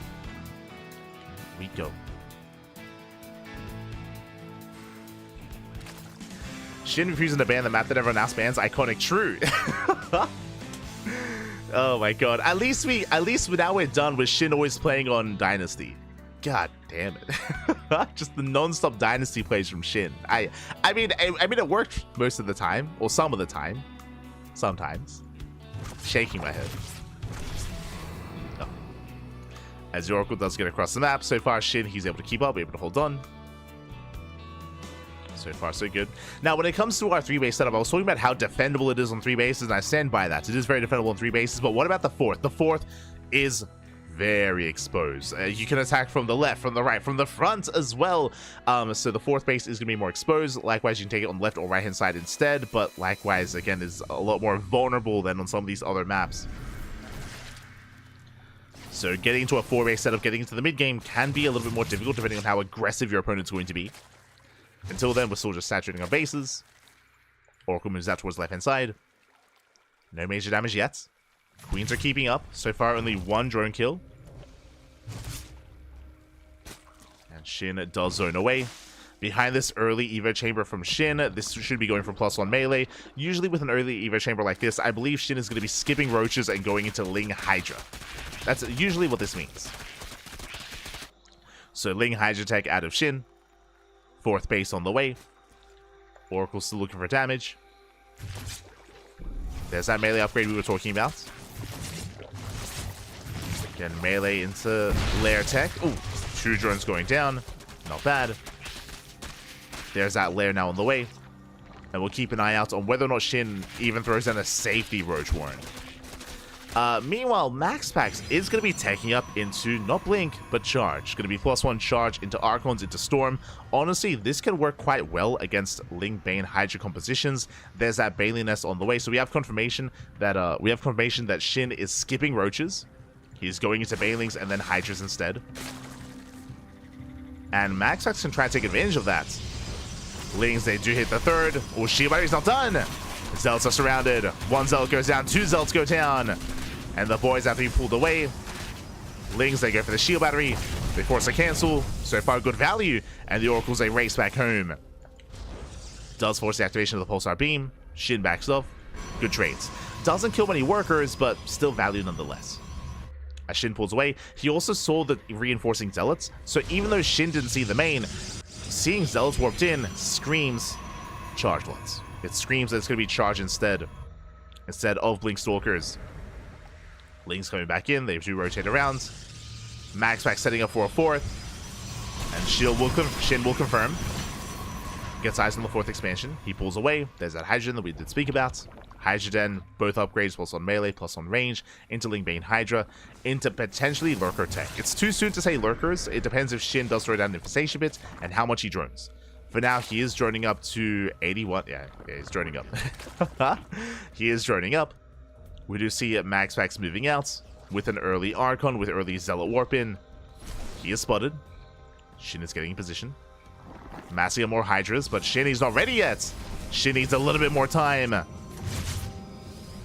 Queens are all brought forward. Zealots dive in. Without Banelings, this is going to be a tough hold. There are so many Zealots, and Hydras are vulnerable to this. And this is why you're vulnerable if you skip Roaches, and this is how this army can really punish you. So far, good control here by MaxPax. Stasis gets baited out. There's still 1 more Stasis. Yeah, 1 more Stasis left over. Oh! Doesn't quite go up. Charge will say get on top of the Hydras. Massive pickups. Clutch Transfuse. Very clutch transfuse, but 16 drones go down. And it looks like MaxPax, he's doing it. He's breaking Shin. Lings, they almost get us around. That's an entire mineral line going down. Ay, ay, ay. 17 drone kills. Shin, he holds, but at a cost. At a cost of the mineral line. And again, this is the risk you take when you skip Roaches. And MaxPax did punish. He pulls back, getting to more Archons, now getting to Storm. And Shin is vulnerable until he gets into Lurker tech. Like Ling Hydra, it melts against Charge Archon Storm. Melts so quick. MaxPax just has the more efficient army. Shin, yeah, he lost 12 Hydras in the defense. He's trying to resaturate, but Shin, he's behind economically. MaxPax, he's on an even base count with more probes. So MaxPax is ahead. Is ahead at this point. Setting up for a War Prison Harassal across the map on left-hand side. Drop alerts on the way. I do like the use of drop alerts here. I do think that Shin has to do something creative to bounce back. As he's amassing his army. Drop alerts are done. Overlord speed halfway done as well. He's going for a link drop. He's going for a link drop towards the natural. Meanwhile, plenty of storms available. Jesus. It's going to be 5 High Templar, each with 1 storm. Fleet beacons on the way. MaxPax getting ready for Sky Toss. Shin does catch the Prism. Prism goes down. Now Shin can focus on his push. And again, time is working against him. He's going to go here and now, but does run into the army. Has to back off. Has to retreat. Drop Lords are on the way. Zealots, they do spot the Drop Lords. MaxPax knows. Yeah, he responds. Does respond in time. Likewise, Shin also sees them, also spots a Zealot run by. The drop is denied. So are the Zealots. Still very tense though. +1 air attacks on the way. Warrior production has begun. Drop lords are trying to go in. Skirting around the edge. Shin is maxed out, but MaxPax is not too far behind him. And Shin is going to try and collapse here on these High Templar, but there are stasis traps. Oh, there was a stasis trap. There's one left. Ling Bane flooding in. Just trying to collapse in. Stasis goes off. Baileys, they are denied. Very nice positioning here by MaxPax. He saves the High Templar. And Shinny's not able to break through. Yeah, massive storms going off. Oof. Only Hydra's left. Does get the expansion though. Not bad. The base goes down. The mineral line. The probes. Oh my god, they run into the Hydras. Massive pickoffs. 37 probes going out. At the same time, Lings, they do distract the main army. They hit the natural. But 38 probe kills. Force recoil here over towards the third. Oh, Immortal going down. He gets one, he gets two. The storms are brutal though. MaxPax does hold, but he lost an entire over a mineral line. And shit, he can still pull this off. He can still pull this off. Gets the Archon. Oh, he has to retreat. He's running out of steam. He has to pull away.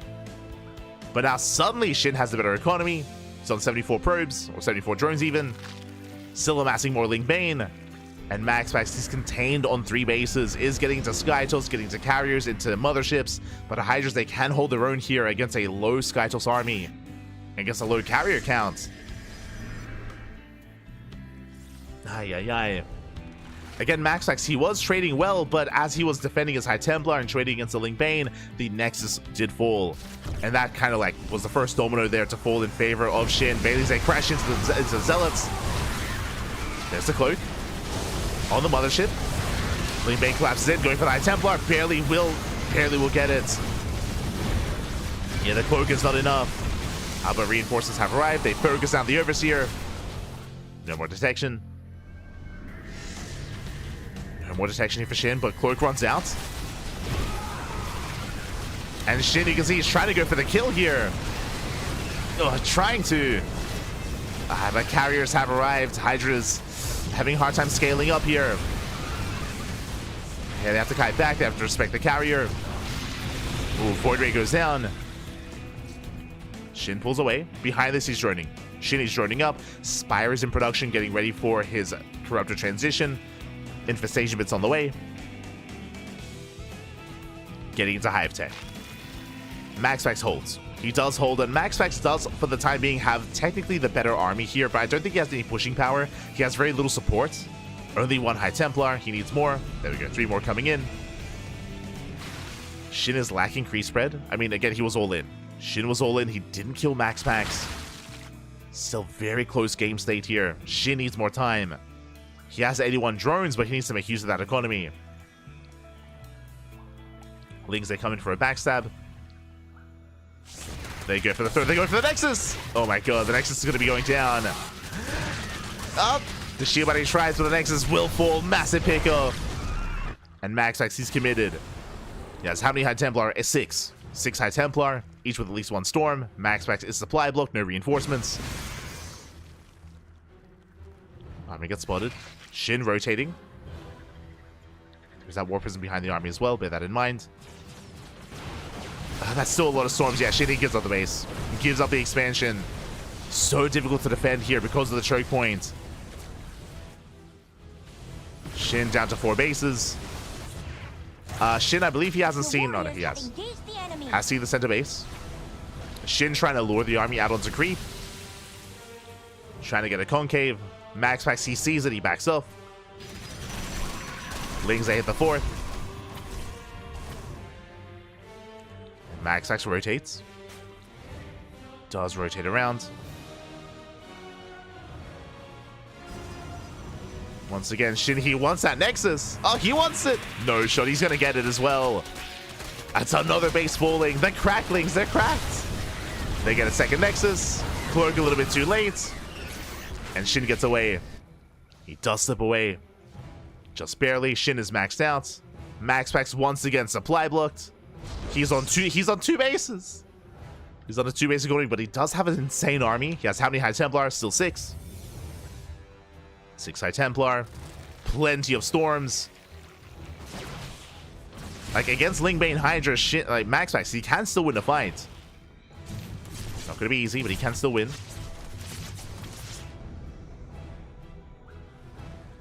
Doesn't want to fight here, though. This is just far too open. Looking for a better angle. He backs off. Zealots into the natural. Zealots into the main. Drones are going down. Lings, they get a couple of pylons. Once again, supply blocking MaxPax. Another supply block. Jeez, that's a lot of Archons. That's now 4 carrier and 9 Archons. Without lurkers, I am concerned here for Shin. He is getting to Viper tech. That will help, true.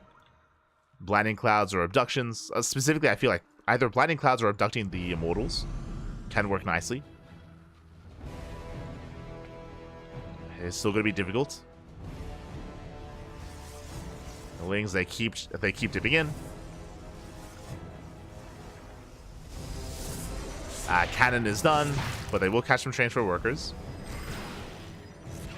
Forcing back the army. Now, the problem here is that as time goes on, MaxPax, he's now building up a greater army. Like, the army's getting larger and larger over time, and Shin's is not. Shin's is stagnant because he's maxed, and he's stuck with the mid-tier army. He's stuck with a mid-game army here. Like, there's no lurkers, there's no corruptor, there's no broodlord, there's no ultra. This army is so fragile, and I can see this army just crumbling to a couple of storms. So I'm very concerned here for Shin. As he just doesn't have the best force to work with. Don't get me wrong, he can still win a fight, but like, everything has to go his way. He needs to get that surround. MaxPax is almost maxed. The advantage that Shin once had, it isn't really there anymore. Or isn't as large as it used to be. And this is the difficult thing about King's Cove. Because there are so many choke points, as MaxPax is rotating, like, there's so many areas where he can fight, like, better. He can take these greater trades because of all these choke points. So Shin has to be very careful with how he engages. Otherwise, he will lose everything.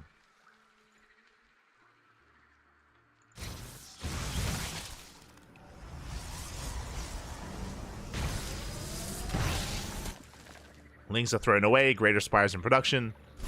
Zealots hit the right-hand side. And this is brutal. Shin, it's a brutal choke point. Does get an Archon. He gets one. But, like, how does Shin push into this? He can't. Eva Chamber goes down. From here, MaxPax can head into the natural. Once again, Shin's been out positioned. He's been out positioned. He cannot push into this choke point. Natural goes down. From here, MaxPax can go straight for the main. He goes straight for the main base. Shin is going to try to engage. He has to abduct. MaxPax, I think he can still keep going. Going for another expansion. Does get it. MaxPax, he's maxed out. Again, specifically this area, because it's so narrow, like, all it takes is one storm. Like, so Shin, he can't fight. He just straight up cannot fight here. Has built up more corruptors. Once again, you can see MaxPax making use of the terrain. Once again, another choke point. So Shin, he can't fight here either. He has to pull back. Like, Shin, he wants to fight, like, here. Like out here in the open. Or maybe out here as well. Speaking of, MaxPax does push in. Shin, he can try to engage. But there's another Zealot runway on the right-hand side. You can see Shin splitting up his forces. Oof. Storm doesn't quite connect. Zealots take it into the mineral line. Shin is just being pulled apart. Ay, ay, ay. Yeah, now Shin's falling behind. Army rotates. Shin, he's got 21 Corruptors. He should have enough air support. But the storms are still brutal. Again, you can see just how difficult it is without lurkers. Like, an army without lurkers or broodlords, like, Shin has no anchor point. He has no backbone to his army. He's committing. Does commit massive storms. Corruptors, they dive in. They go for the Blinding Cloud. The Power Bomb even. The Hydra's melts. The Hydras go down. The Corruptors melt as well. GG gets called, and MaxPax will take game number 1. GG. Whew. GG, well played. And I feel like this game was a good example of why this map is vetoed so much. GG, well played. MaxPax, he was down and out. He was down to 2 bases compared to the 5 base or 4 base setup of SHIN, but you saw just SHIN could not fight. He could not fight the army of MaxPax. There were just so many choke points and so many brutal positions that SHIN just could not engage into, and he just had to give up bases. He just had to give up base after base after base. He could not engage into MaxPax, and GG. GG, well played. SHIN, he was able to counterattack. He was able to hit like the 4th and the 5th, but he could never fight the main army. And with that, MaxPax takes game 1. Here we go. Here we go. As MaxPax does take a lead.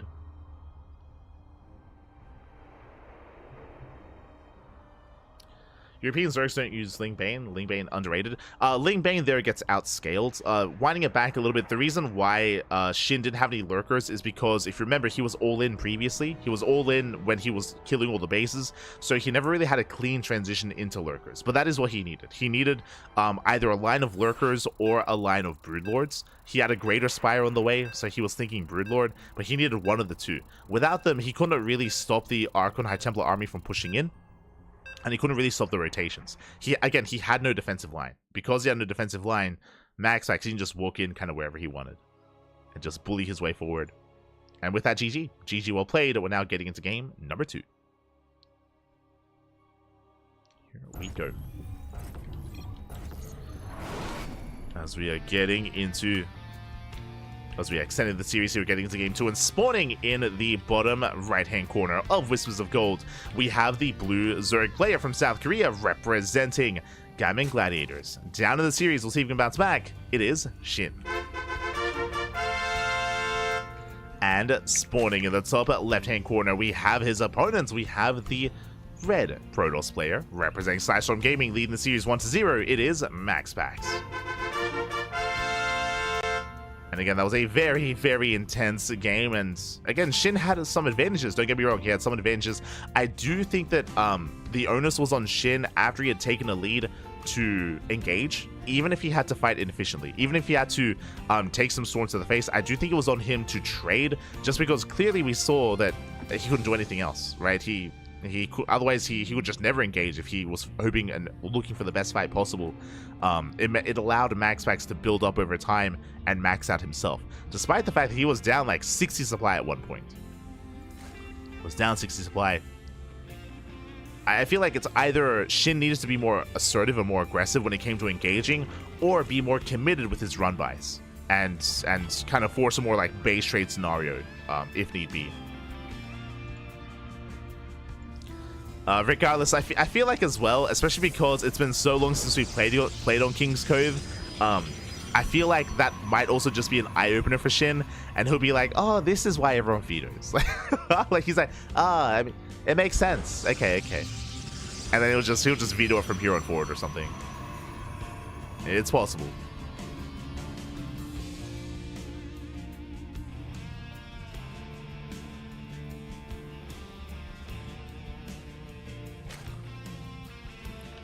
Here we go.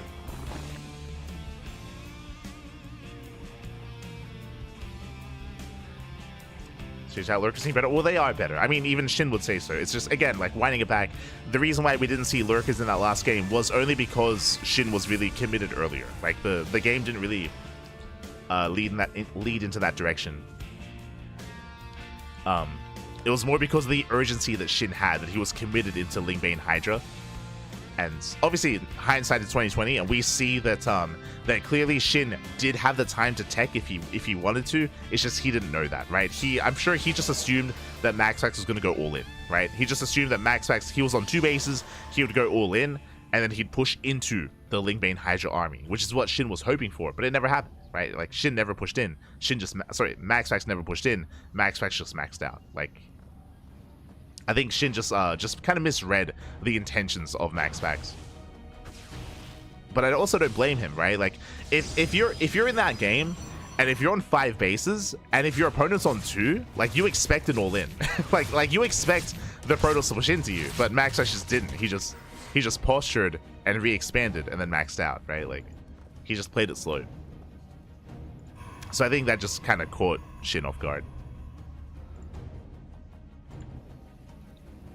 As we do have a much more aggressive build here, Twilight Council Opener into Glaives. So MaxPax this time, no macro is going to Glaives. This makes sense. It is quite difficult to go into a standard game on Whispers of Gold. So MaxPax is doubling down and going for 4 Gate Glaive Adept. Meanwhile, SHIN is all in. SHIN is all in. SHIN is going, he's pulling the boys, going for a link flood across the map. The Glaives is not done. The gateways are not done. And MaxPax may just tap out here and now. He has no shield battery on the low gun either. MaxPax, he has no idea what's going on. He's in the dark.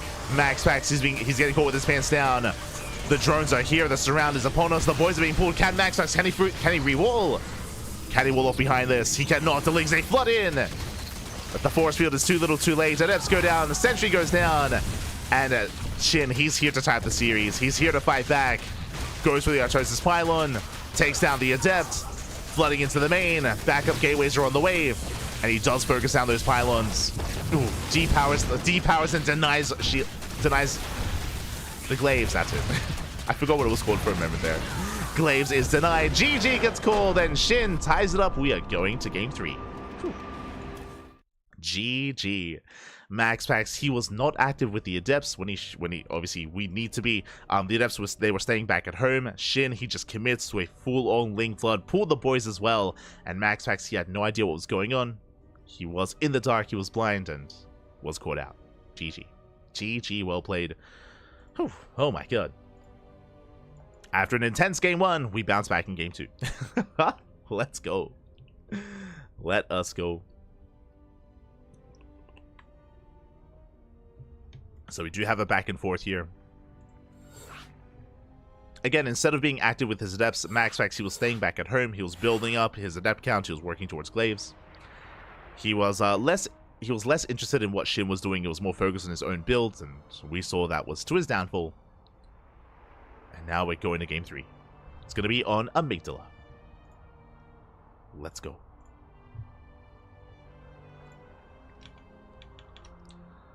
Is it going to be on Amygdala here?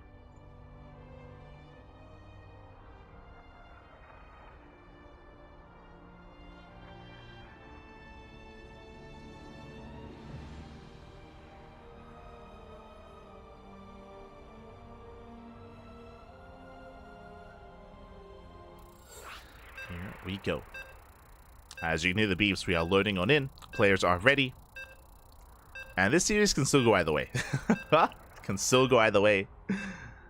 SHIN, he is more than willing to be aggressive, hyper-aggressive if need be. Be in your face. And just pull the boys, papi. Why not?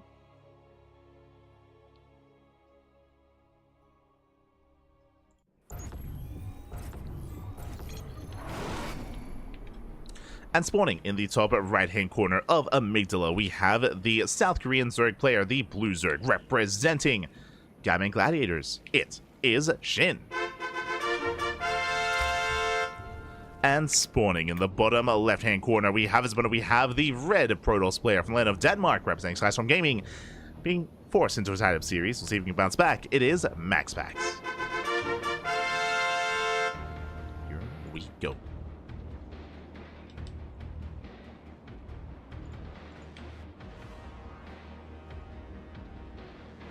As we load into one of the more unorthodox maps in the map pool, again, there are these center goal bases that you can expand to. Likewise, the third base is looking that much more exposed, so is the fourth as well. And you can harass and punish that goal base in the mid-game once you knock down those rocks. So, yeah, it can be a little bit awkward to really get into a longer game state on Amygdala. So my eyes are going to be on our players once again to see who is the initial aggressor, as we don't often see mid to late game here.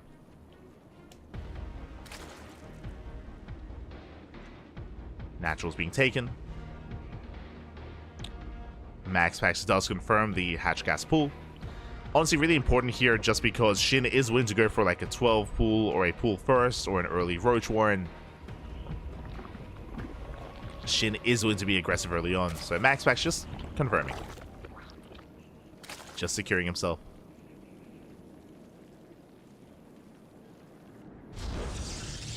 Likewise, MaxPax. Gate expanded to Cybercore, everything looking normal.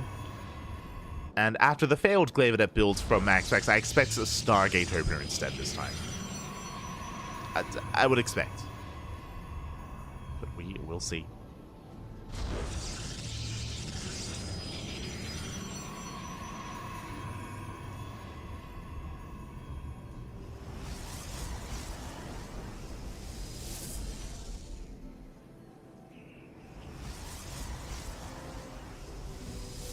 Here we go.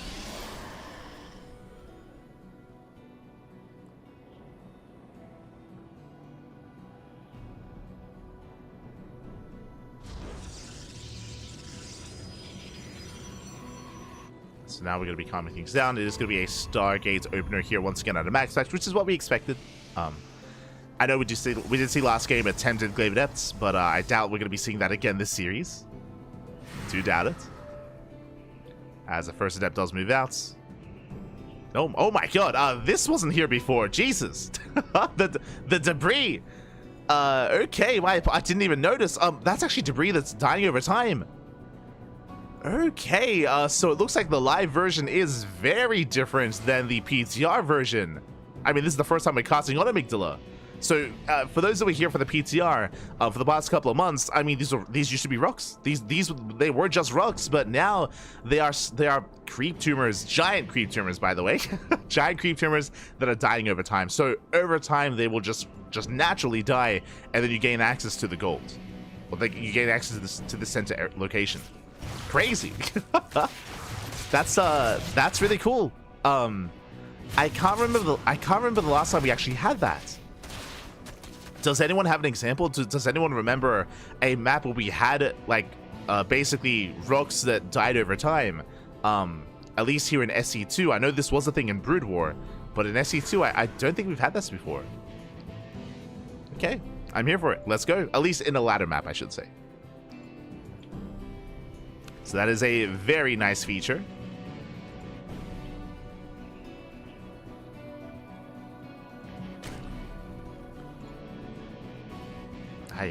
I'm curious. I'll keep an eye on things, but I guess based on his HP, by the time we reach the 7 to 8 minute mark, they will die naturally. Around the 8 minute mark. What if you spread to them? Can you keep them alive? That'd be funny. I don't think you can. Because technically, I think the visual is a creep tumor, but like if you click on it, it says debris. So I think I don't think you can save them, unfortunately. But that would be funny.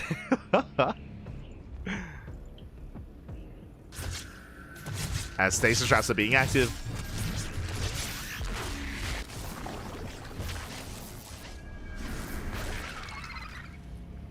What if they spawn Scourge? Oh no.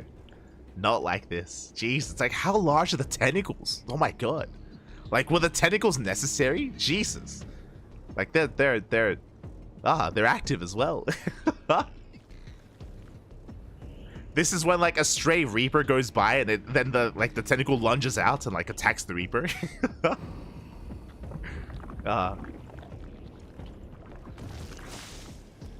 So now we're settling in. Shin getting up to full saturation on 3 bases. Adepts are moving out. Ooh. They do deny the 4th. Jordan does fall. As Lings, they collapse in. So far, good surround. Oracles are helping, both Adepts do fall. 2 of them do shade into natural, but the Queens are in position and they shut the Adepts down. Nice cleanup here by Shin. Cleans up the Adepts. Oracles race back. And I wonder if there are any other changes. Now I'm going to have to pay a little bit closer attention to maps like El Dorado and Amygdala and Frostlines. I wonder if there are other differences between the PTR version and the live version. I'm sure there are, but yeah, well, I'll keep an eye out for them. That's cool. As they are almost down. But again, the tentacles, they're just so big. Jesus. Hi, hi, hi. As MaxPax is taking his own fourth. So far, both players taking it slow. I mean, I say that MaxPax is actually going to not blink, but charge. Charge is on the way. Gateway explosion as well. So MaxPax, this is actually very similar to game one. Very similar to game one, where MaxPax, he can strike with Charge or Archon. But I believe this time Shin has roaches. Yeah, this time Shin, he doesn't cut corners.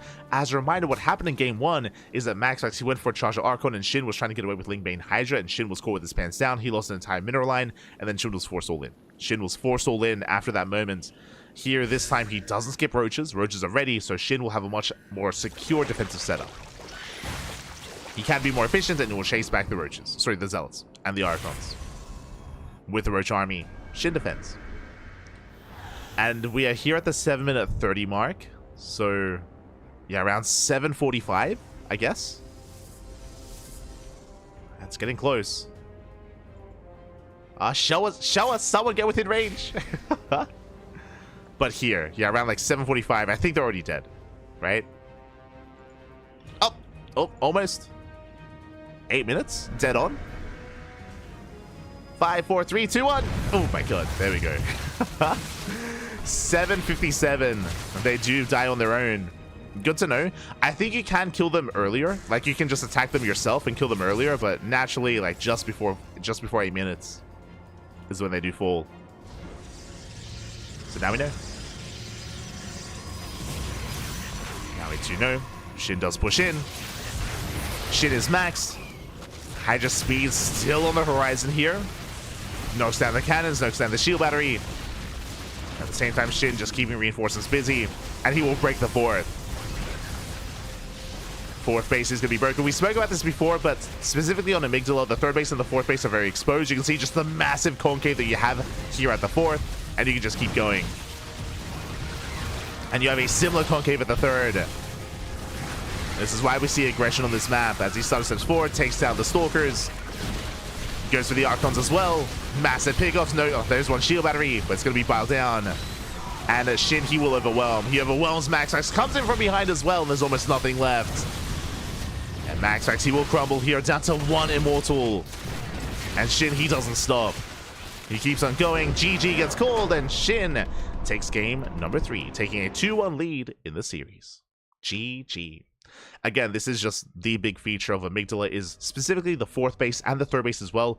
It's very exposed. It's very accessible when it comes to the aggressing player, as we saw just a massive concave there. Very little like terrain that helps you in the defense at both the fourth and the third, which is why we've seen a lot of 2-base all-ins. We've seen a lot of 3-base all-ins. This was a later timing, a later push with Roach Hydra, but still very aggressive nonetheless, as Shin was not taking up. He was not taking into Hive. He was not taking into Hive Tech or into Lurkers or into a 4-base saturation. Cut Workers earlier on instead. And GG. GG, well played. And with that, Shin is one game away from taking the entire series. MaxPax has to fight back here and now to force the ace match. We'll see if he can. As we are loading into Ultra Love for the first time tonight. Ultra Love for the first time. And it does look different visually, actually. Okay, so if you remember, on the PTR, Ultra Love was purely blue. It was just a pure, like, shade of blue all around. Did they get rid of the vortexes?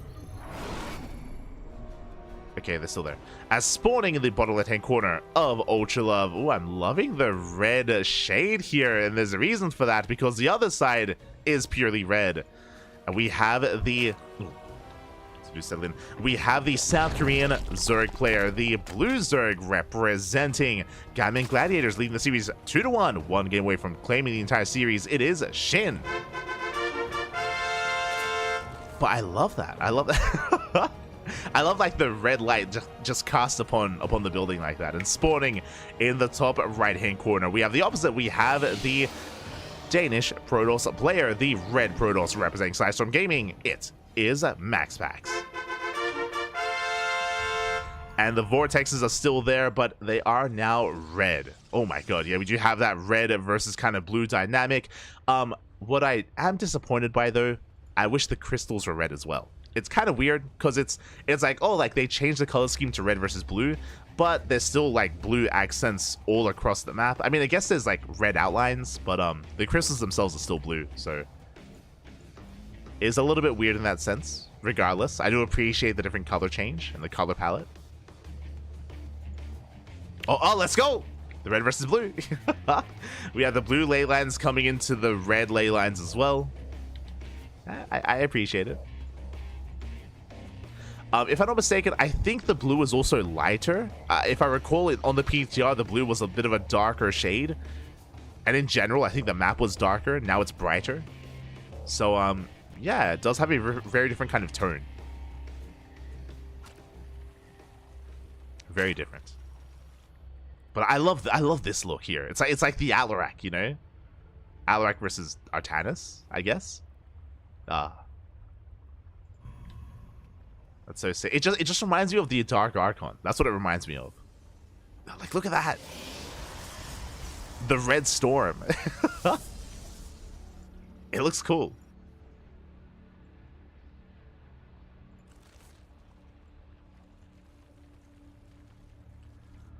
Regardless, we are settling in. Are going to be settling in here. It is going to be a Stargate opener out of MaxPax. Stargate into Oracle. Quickly checking here. These are still destructible towers. Still rooks on the right-hand side as well. So it looks like it's just a visual change. On Amygdala, it wasn't just a visual change. It was like an actual change of the gameplay and the whole dynamic of the map itself. When it came to Amygdala and the rocks that were just dying on their own, but here it does just seem visual. Here we go.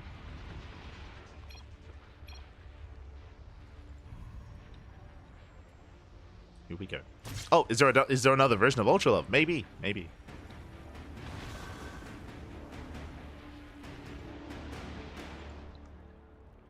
This is when we find out that this is actually not the latter edition. Oh, no. Oh, God, look at that. It looks so sick. The red storms in the background. Regardless, Oracle moves out. Oracle has arrived. SHIN trying to keep up. And so far does have 2 queens here at the natural. 2 queens in the main. I just love the idea that over here, like, the red sun is bright enough to, like, actually cast a red shadow here across the map. I think there's an attempt at that here as well. I think there's a bit of a bluer shade on the left here. I think. So Oracle does recall. Ooh, gets caught out. Barely does survive.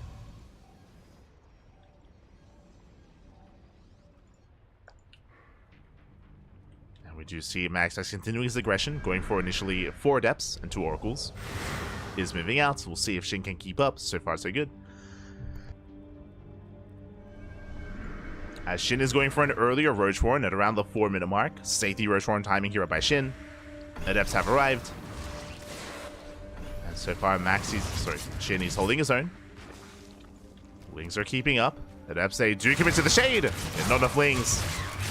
Not enough wings in position. Drones are going down. It's going to be 3 drone kills. Ooh, up to 4. 4 workers falling. 5 workers falling even. Oh, can he get 6? Up. Not quite. 5 drone kills. Very good nonetheless. Oracles towards the 3rd. This time the queens are ready ahead of time. And SHIN holds. But regardless, still a lot of losses here for SHIN. That was 5 drones for 4 Adepts. SHIN, meanwhile, going for a link counterattack. I mean, the Adepts just went down, which means the 3rd base is exposed. No shield battery. No shield battery. Stalker gets around it. He gets 1. He's going for the other. Boys are being pulled, and MaxPax in a lot of trouble. The Oracles, they race back home, and they will defend. Whew. The Oracles will defend. Behind this, MaxPax going to +1 and Blink for the first time this series. As a reminder for those that are now tuning in Game 1 and in Game 3, we saw +1 and Charge into Charge of Archon Storm instead. This time, MaxPax going to +1 Blink into Colossus. So a very different kind of mid-game composition. still very much so viable. Again, the last couple of games going Charge, Archon, Storm. Here, Blink, +1, Colossus. That's the base on the way. This is a little more secure, and this does trade better here against a more Roach-heavy composition. As you've seen in the previous games, I mean, Charge Archon can struggle against Roach Ravager. Blink Stalkers less so. As Roaches are amassing, and MaxPax, he can now hold his own. Can look to out-trade his opponent. Moving out with his Stalkers, Blink is almost done. Likewise, Shin securing himself, going for the... Oh wait, he's going for the Nidus! Wait a minute. Swarm Host? We have seen Swarm Host play before here from Shin. Show us the Swarm Host. Nice Swarm Host. It's almost finished. Vision into the main. Stalkers, they do hit the left-hand side. And we're just massing links. Okay, it's just going to be a link flood here into the main, I would assume. We'll see. Stalkers, they poke in. Shin is keeping up. We'll lose a Queen. Queen goes down. Overseer gets caught. There it is. There are the Swarm Hosts. Yeah, we assume so. Like, Shin, he has made use of Swarm Hosts to great effect on this map. He does have vision here towards the left-hand side for a Night Storm to try to lay siege upon that northern expansion. Revelation here on these bases, which means I believe the Swarm Hosts are going to be scouted. Another stasis going up. 10 Swarm Hosts on the way. And if MaxPax is paying attention, he would spot this. So he's pushing in, he's going for the kill. Shin without roaches, he's struggling to hold on here. Again, the Swarm Host is not being used to defend. The stasis going up. So far, so good. Shin, he's at least buying time. Base is under fire. Swarm Hosts are moving out across the map. They're not defending, which means this base is going to go down. Local save coming in. Up. Going for the mineral line. Going for the Nexus. Can they get it, though? You know, Roaches, they collapse on the army. Picking up some Stalkers. Nexus survives. Massive win here for MaxPax. He saves the base. He kills his opponents. And even though Shin has a high army supply, it is inflated supply. The soup does lie. It's mainly Roach Ravager and Swarm Host. Okay, not the most efficient army. MaxPax rotating around. Night Storm does complete. MaxPax does spot it. Dives in. Going for the Swarm Host. He gets one. Forces out the Locust Wave. Shin, he wants the Colossus. Doesn't quite get it. Up. Up. Barely not. And MaxPax, he's holding on, and now you can see him catching up to supply, even exceeding the army supply. And Shin is falling behind. He's falling behind at this point. Another Swarm Host goes down. Roaches are falling, and GG gets called. Shin, he gets outscaled, and we are going to the ace match. GG. MaxPax, he survives, he ties us up. We're going all the way to game 5. Again, those first couple of local slaves, they had to get damaged. They had to kill the expansion. Because they didn't, Shin fell behind. He fell behind then and there. The Swarm Hosts, basically the Swarm Hosts, they didn't pay for themselves. They weren't really worth it in the end. It cost Shin an expansion, cost him a base, and it cost him further tech as well. So he just fell behind from there, and MaxPax snowballed out of control. And with that, we're going all the way to the final game of the series. It all ends here. It all ends on what map? Where haven't we spawned in? We haven't loaded into Frostline. There's Frostline. There's El Dorado. Speaking of, there it is. Game 5 is going to be on El Dorado. Let's go.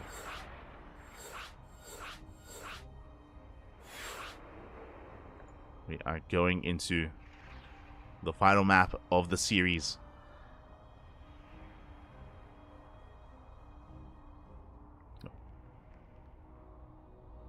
And here we go. It is going to be El Dorado. I'm curious if, again, there are any changes to this map as well. El Dorado, a very small map.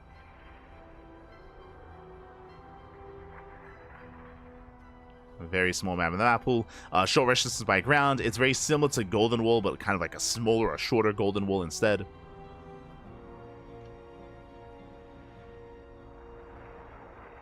And we will see where this takes us.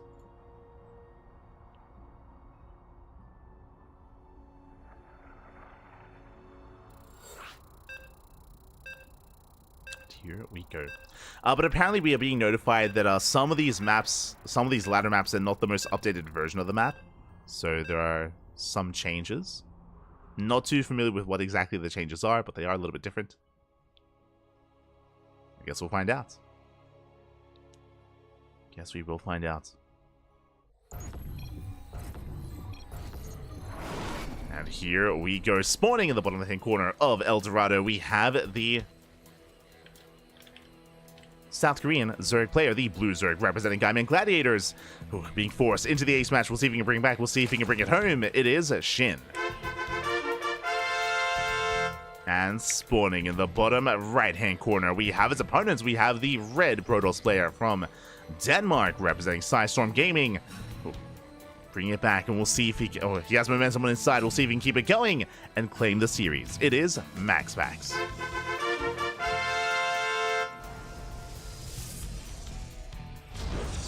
Here we go.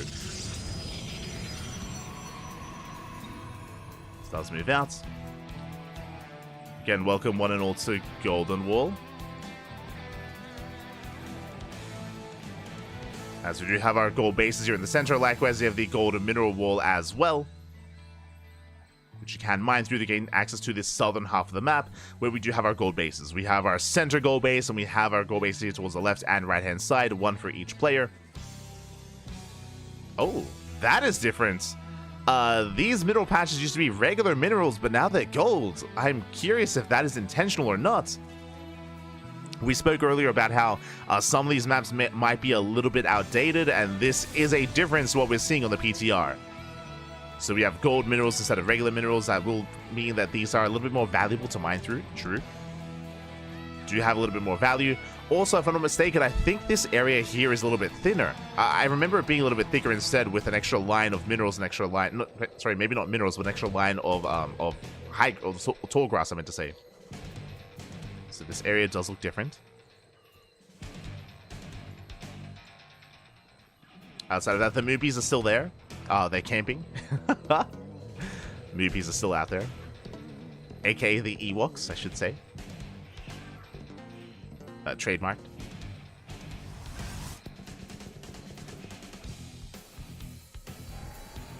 So we are going to be settling in. So far, so good. Gate expanded Cybercore. Likewise, SHIN going hatch gas full.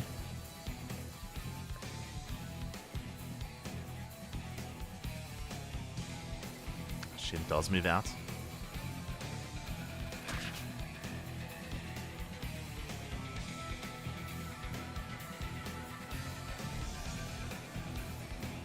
Does move out here.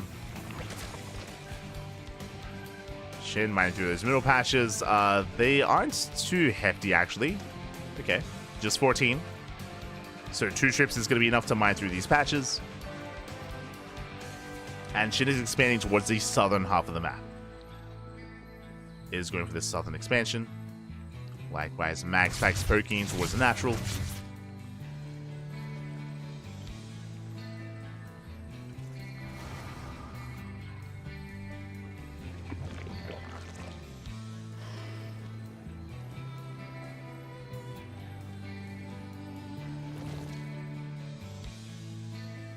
And we do have our opener of choice here. Okay, I assumed it was going to be Stargate into Oracle. My apologies. It's going to be Stargate into Void Ray. Okay.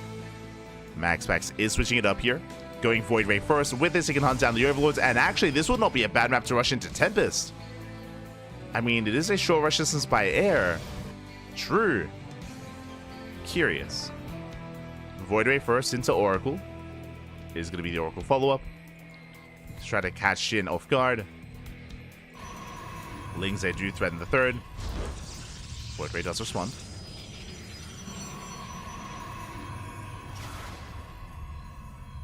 Does respond. Hunting down the Overlord. Adept is going to be surrounded and is going to be cleaned up here. But the Oracle pops out just in time and will defend the expansion. And Lings have to pull away. And MaxPax holds. Does hold. So far, so good.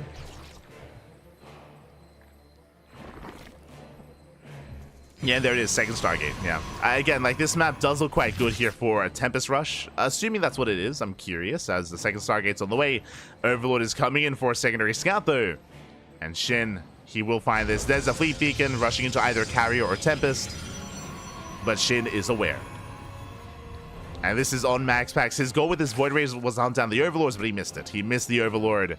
Shin gets a full scout. Lair is on the way. With this, he can rush into either Hydra or Corruptor.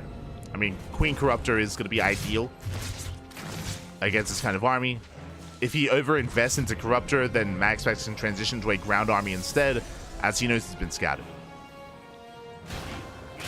Left say shaded. Shin keeps up.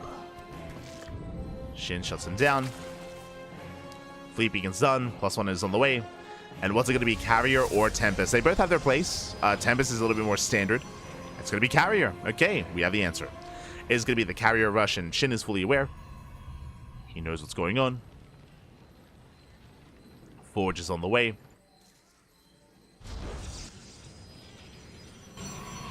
And yeah, we're going to be committing quite hard to this. Lair finishes up, show us the Spire. Technically, Shin, he can take into Hydras, and oh, okay, he's going for the Hydra response. Interesting. This is risky. Hydras are much more aggressive. Basically, Shin should be working towards a Hydra timing. Should be droning up, should be looking to get up to 4-wave saturation, up to 72 drones, massed up with Hydra, and then not just counter the Carrier, but also counterattack. I should say, not just defending this Carrier, but counterattack as well, and try to break the expansions. So Shin is going to be more committed. +1 range is on the way. And we'll see if Shin can pull this off.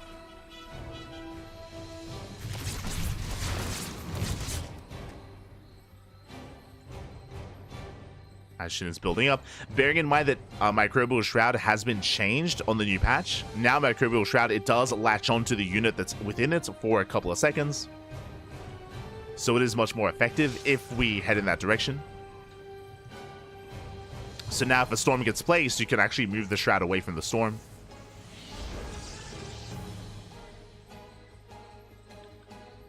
I feel like it's a change that should have been there from the beginning, but sure.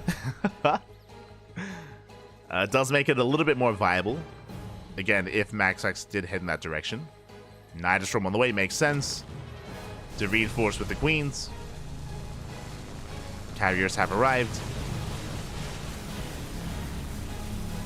Queens, they do sneak up with the carrier. Oh my god! MaxPax asleep at the wheel. Massive pick off. One Carrier goes down. Aye, that should not have happened. As MaxPax is paying attention elsewhere.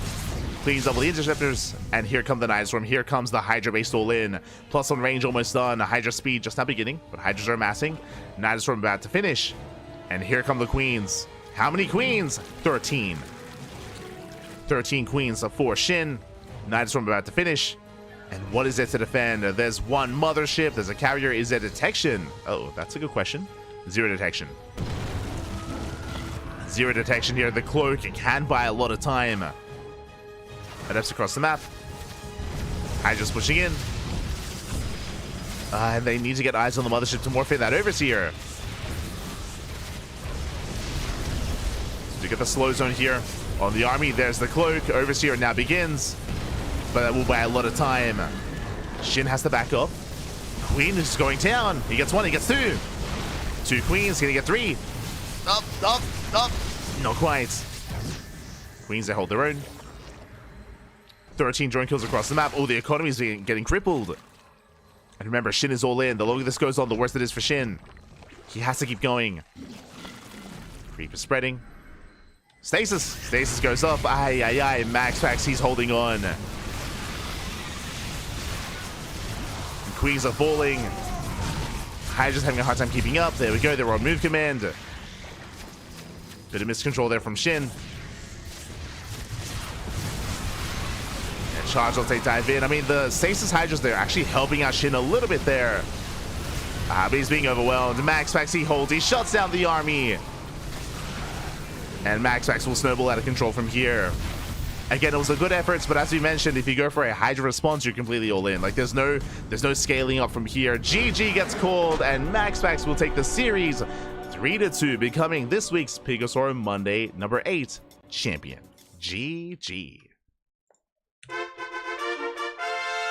GG, well played. Shin, he had no idea that there was a mothership, so his overseer was late. He had no detection. He had to, we saw MaxPax able to buy a lot of time with that cloak, despite being punished, despite losing a carrier. Did not matter. He was able to hold on.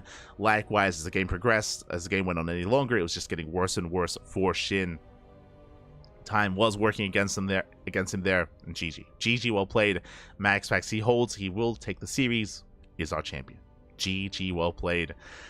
Whew. Again, it was just really nice to see the new patch come into play and some of the new maps as well. I do think that Shin is very much so regretting allowing King's Cove through the veto process. That was also a big game that MaxPax won, despite being so far behind. Again, like MaxPax, he was down and out and he clawed his way back in on King's Cove. Likewise, Shin kind of remembering the features of King's Cove on the fly as well, I'm sure.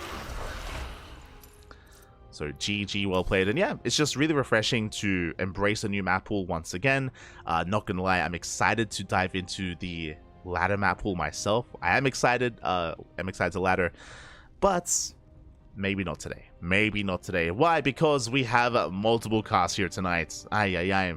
We just wrapped up with the PiGosaur Monday, and what is next, you might ask? Next up is Alima League. Alima League is in a couple of hours. Let me just double check the calendar. 4 hours. In 4 hours time, we're going to be live, not on this channel, but over on Chijik, over on the Korean streaming platform. We're going to be live with Alima League, the November finals. And what is going to be live during the November finals? What are the matchups? I mean, let's show you. Let us show you here and now. Let's have a look here. Okay, so again, congratulations to MaxPax, again, playing at like 5 a.m. in the morning. It's very late in Europe, very late, but MaxPax does take it. I mean, his full degen, we say it's late in Europe, but MaxPax, he's going to stay awake for a couple more hours. He won't go to bed until like, what, like 8, 9 a.m. in the morning. Yeah, full degen, papi. It's bright and early for him. It's all good. Este MaxPax. But we can switch our scenes over and have a look at the Alima League finals. Hold on. Got you covered. There it is. Bam! So, in 4 hours' time, we're going to be live with the Alima League Finals for November. Here it is. We have Hero versus Skills in a PvP, Shin versus Xian in a ZVP, Trap versus ByuN, and Clem versus Dark. Oh my god. This is all, of course, going to be played on the live servers, on the new ladder map pool, and it's going to be a blast, I'm sure. Bearing in mind, every series is casted. We're going to be casting every series in the quarterfinals, every series in the semifinals, and then the grand finals thereafter. It's going to be a crazy night of StarCraft here, again, in 4 hours' time. That is when we cast it live. I believe Wardy casts it the next day. So if you miss out on it live, Wardy, he's going to be casting it tomorrow by replays. So Wardy does do a replay cast later on, but we cast it live.